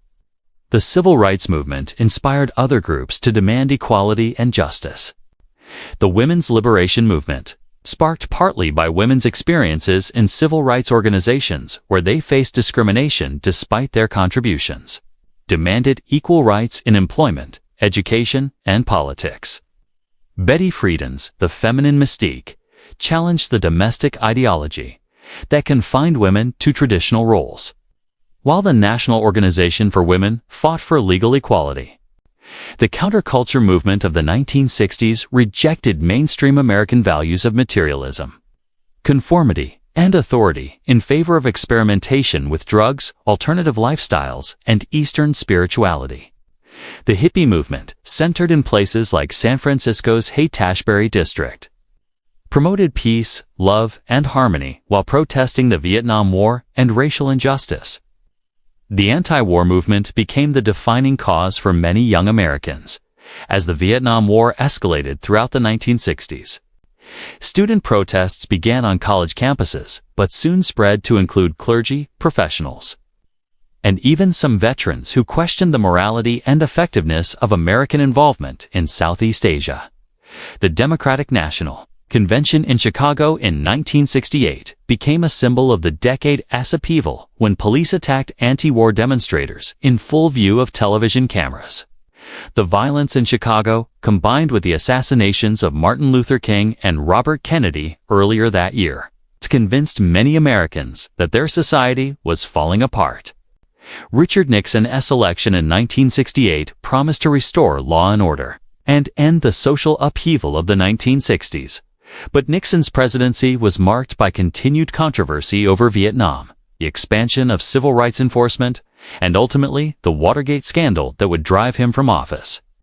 The environmental movement emerged as another major force for social change, sparked by Rachel Carson's Silent Spring and growing awareness of pollution and resource depletion. The first Earth Day in 1970 demonstrated massive public support for environmental protection, leading to the creation of the Environmental Protection Agency and landmark legislation like the Clean Air Act and Clean Water Act. The gay rights movement gained momentum after the Stonewall riots in New York City in 1969, when patrons of a gay bar fought back against police harassment. The riots marked the beginning of organized gay activism and the long struggle for legal equality and social acceptance that continues today. By 1975, American society had been transformed by a decade and a half of social movements that challenged every form of discrimination and inequality. The civil rights movement had ended legal segregation and opened new opportunities for African Americans, while inspiring other groups to demand their rights. The women's movement had begun to break down barriers that had confined women to traditional roles, while the environmental movement had raised awareness of ecological threats. But the social revolutions of the 1960s and early 1970s also generated backlash from Americans, who felt that change was happening too rapidly and that traditional values were under attack. The stage was set for a conservative revival that would seek to reverse many of the gains made by civil rights and other social movements. The question facing America as it entered the nation's third century was whether the promise of equality and justice, articulated by Martin Luther King and other civil rights leaders, could be fulfilled, or whether the forces of reaction would succeed in rolling back the progress that had been made at such great cost. The answer would depend on whether Americans could learn to live up to their highest ideals, while managing the conflicts and tensions that inevitably arise in a diverse democracy, committed to both liberty and equality for all its citizens. Modern America: Challenges and Transformations. As America celebrated its bicentennial in 1976, the nation seemed to be experiencing a crisis of confidence that touched every aspect of American life. The Vietnam War had ended in humiliating defeat.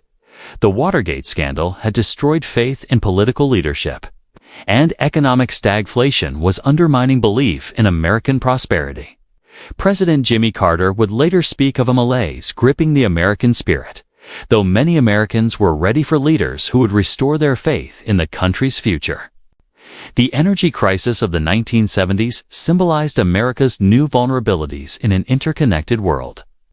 When Arab nations imposed an oil embargo during the 1973 Yom Kippur War, gasoline prices soared and long lines formed at gas stations, forcing Americans to confront their dependence on foreign oil. The crisis revealed how global events beyond American control could directly impact daily life in ways that previous generations had never experienced. Economic stagflation, the combination of high inflation and high unemployment, challenged traditional economic theories and political solutions. The New Deal consensus that had dominated American politics since the 1930s seemed inadequate to address problems that were unsupposed to exist, according to conventional economic wisdom. Double-digit inflation eroded savings and living standards, while unemployment remained stubbornly high despite government efforts to stimulate growth. Ronald Reagan's election in 1980 marked the beginning of a conservative revolution that would reshape American politics and society for the next generation. Reagan's optimistic message that it was morning again in America appealed to voters who were tired of being told about limits and decline. His promise to cut taxes, reduce government regulation, and restore American military strength offered hope that the country could regain its confidence and prosperity. Reaganomics, based on supply-side theories that tax cuts would stimulate economic growth, initially worsened recession, but eventually contributed to the longest peacetime economic expansion in American history. Critics argued that Reagan's policies primarily benefited the wealthy while increasing inequality. But supporters pointed to job creation and restored confidence as evidence that conservative economics worked. The Cold War entered its final phase during the tight Reagan years as the president launched a military buildup designed to bankrupt the Soviet Union, while also pursuing arms control negotiations. Reagan's evil empire rhetoric and strategic defense initiative program put enormous pressure on Soviet leaders who were struggling with their own economic problems and social unrest. The fall of the Berlin Wall in 1989 and the collapse of the Soviet Union in 1991 marked the end of the Cold War and left America as the world's sole superpower. The victory seemed to vindicate American values and institutions, but also created new challenges about how to use unprecedented global influence responsibly. The technology revolution transformed American society as dramatically as industrialization had in the 19th century. Personal computers, the internet, and mobile devices created new forms of communication, commerce, and entertainment, while eliminating millions of traditional jobs and creating new forms of economic inequality. Silicon Valley became the symbol of American innovation and entrepreneurship, producing companies like Apple, Microsoft, and Google that dominated global markets. The 1990s saw unprecedented prosperity as the internet boom created new wealth and opportunities, while also generating speculative bubbles that would eventually burst. President Bill Clinton's centrist policies combined fiscal conservatism with social liberalism, producing budget surpluses and economic growth while also contributing to financial deregulation that would later prove problematic. The 9/11 terrorist attacks fundamentally changed American foreign policy and domestic security policies. The destruction of the World Trade Center and attack on the Pentagon demonstrated that America's geographic isolation no longer provided protection from determined enemies. The Bush administration's response, the War on Terror, led to military interventions in Afghanistan and Iraq that would last for over 2 decades.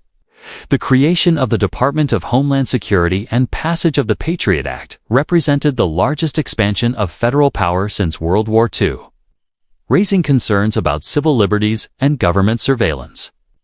The tension between security and freedom became a defining issue of the post-9/11 era. Americans debated how much liberty they were willing to sacrifice for protection against terrorism. The 2008 financial crisis was the worst economic disaster since the Great Depression, caused by risky lending practices, inadequate regulation, and complex financial instruments that spread risk throughout the global economy. The crisis wiped out trillions of dollars in wealth, triggered massive unemployment, and required unprecedented government intervention to prevent complete economic collapse. Barack Obama's election as the first African-American president represented a historic breakthrough that seemed to fulfill the promise of the civil rights movement. Obama's inspiring message of hope and change appealed to Americans who wanted to believe that their country could overcome its divisions and fulfill its founding ideals. His presidency demonstrated how far America had come since the era of legal segregation, but also revealed the persistence of racial tensions and political polarization. The Affordable Care Act represented the most significant expansion of the social safety net since the Great Society, extending health insurance coverage to millions of Americans while also generating fierce political opposition. The law's troubled rollout and ongoing controversies demonstrated how difficult it had become to achieve major policy changes in an increasingly polarized political system. The rise of social media transformed American politics and culture by creating new forms of communication that bypassed traditional gatekeepers, while also spreading misinformation and increasing political polarization. Platforms like Facebook and Twitter gave ordinary citizens unprecedented ability to participate in public debates, but they also created echo chambers that reinforced existing beliefs and made compromise more difficult. Trump's populist message appealed to Americans who felt left behind by economic globalization and cultural change, while his norm-breaking behavior and inflammatory rhetoric deepened political divisions and challenged democratic institutions. The COVID-19 pandemic, beginning in 2020, was the worst public health crisis since the 1918 flu pandemic, killing over 1 million Americans and disrupting every aspect of social and economic life. The pandemic revealed both American resilience and American vulnerabilities, as the country that had developed vaccines in record time also struggled with political divisions over public health measures. The January 6, 2021 attack on the Capitol represented the most serious threat to democratic institutions since the Civil War, as supporters of President Trump attempted to prevent Congress from certifying the 2020 election results. The attack demonstrated how deeply political polarization had undermined shared commitment to democratic norms and peaceful transfer of power. Climate change emerged as one of the defining challenges of the 21st century, with scientific evidence showing that human activities were causing global warming that threatened to disrupt agriculture, flood coastal cities, and trigger mass migration. The challenge of addressing climate change while maintaining economic growth tested America's ability to make long-term sacrifices for collective benefit. Immigration continued to reshape American demographics as the country became increasingly diverse. By 2020, non-Hispanic whites made up less than 60% of the population, down from 90% in 1960. This demographic transformation created new opportunities for cultural enrichment and economic growth, while also generating anxiety among some Americans who feared losing their cultural dominance. The rise of China as an economic and military rival challenged American global leadership for the first time since the Cold War. The competition with China forced Americans to confront questions about whether democratic capitalism could compete effectively with authoritarian state capitalism, and whether American values would remain attractive to global audiences. Technology companies became some of the most powerful institutions in American society, controlling access to information, commerce, and social interaction for billions of people worldwide. The concentration of power in companies like Amazon, Apple, and Google raised new questions about monopoly, power, and democratic accountability in the digital age. As America entered 2025, the country faced challenges that were both familiar and unprecedented. Economic inequality, racial tensions, and political polarization echoed problems from earlier eras, but new technologies, global competition, and environmental threats created novel difficulties that required innovative solutions. The question facing Americans as they moved deeper into the 21st century was whether their democratic institutions and values could adapt to rapidly changing circumstances while maintaining the freedoms and opportunities that had made America a beacon of hope for people around the world. The American experiment in self-government that had begun with the Declaration of Independence's promise that all men are created equal remained unfinished, requiring each generation to expand and fulfill that promise in new ways. The challenges were enormous, but so was America's capacity for renewal and reinvention. The story of America had always been one of struggle between ideals and reality, progress and reaction, unity and division, as the nation faced an uncertain future. Its greatest strength remained the same as it had been from the beginning: the belief that ordinary people could govern themselves and create a more perfect union through democratic participation and shared commitment to justice and liberty for all. And so we reach the end of our epic journey through the entire history of the United States of America. From the first peoples who crossed the Bering Land Bridge over 15,000 years ago to the digital democracy of the 21st century. It's been a story of triumph and tragedy, of progress and setbacks, of ordinary people doing extraordinary things in pursuit of an extraordinary idea: that all human beings are created equal and endowed with unalienable rights to life, liberty, and the pursuit of happiness. We've witnessed the collision of civilizations that destroyed ancient ways of life, while creating new possibilities for human freedom. We've seen a colonial rebellion become a global revolution that inspired democratic movements worldwide. We've watched a young republic nearly tear itself apart over slavery, then emerge from civil war with a new birth of freedom. We've traced America's transformation from agricultural backwater to industrial giant to global superpower, and finally to the complex, diverse, interconnected democracy of today. Throughout this long journey, certain themes have echoed across the centuries: the tension between ideals and reality, between the promise that all are created equal and the reality of slavery, segregation, and discrimination, the struggle between local autonomy and national unity, from the Articles of Confederation to the Civil War to contemporary debates over federal power, the challenge of incorporating new peoples and new ideas, from the first immigrants crossing the Bering Strait to today's debates over immigration and cultural diversity. But perhaps the most remarkable thing about American history is not its conflicts and contradictions, but its capacity for self-correction and renewal. Again and again, when the nation has fallen short of its ideals, movements have emerged to call America back to its founding principles. Abolitionists demanded an end to slavery. Progressives fought against industrial exploitation. Civil rights activists challenged racial segregation. Each generation has found new ways to expand the meaning of freedom and equality. The story we've told is just ancient history. It's the foundation for understanding the challenges America faces today.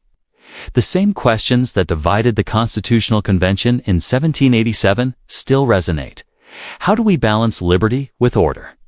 How do we protect minority rights while respecting majority rule? How do we maintain democratic institutions in the face of economic inequality and political polarization? The same tensions that sparked the Civil War persist in new forms. What does it mean to be American in an increasingly diverse society? How do we reconcile competing visions of the national identity? How do we address the legacy of historical injustices while building a more perfect union? The same challenges that faced reformers throughout American history remain urgent today. How do we ensure that economic growth benefits all Americans, not just the wealthy? How do we protect democratic institutions from the corruption of special interests? How do we maintain America's role as a beacon of freedom while addressing global challenges that require international cooperation?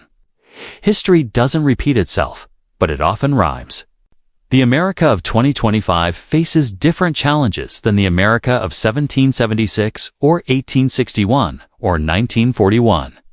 But the fundamental test remains the same: whether a nation conceived in liberty and dedicated to the proposition that all are created equal can long endure.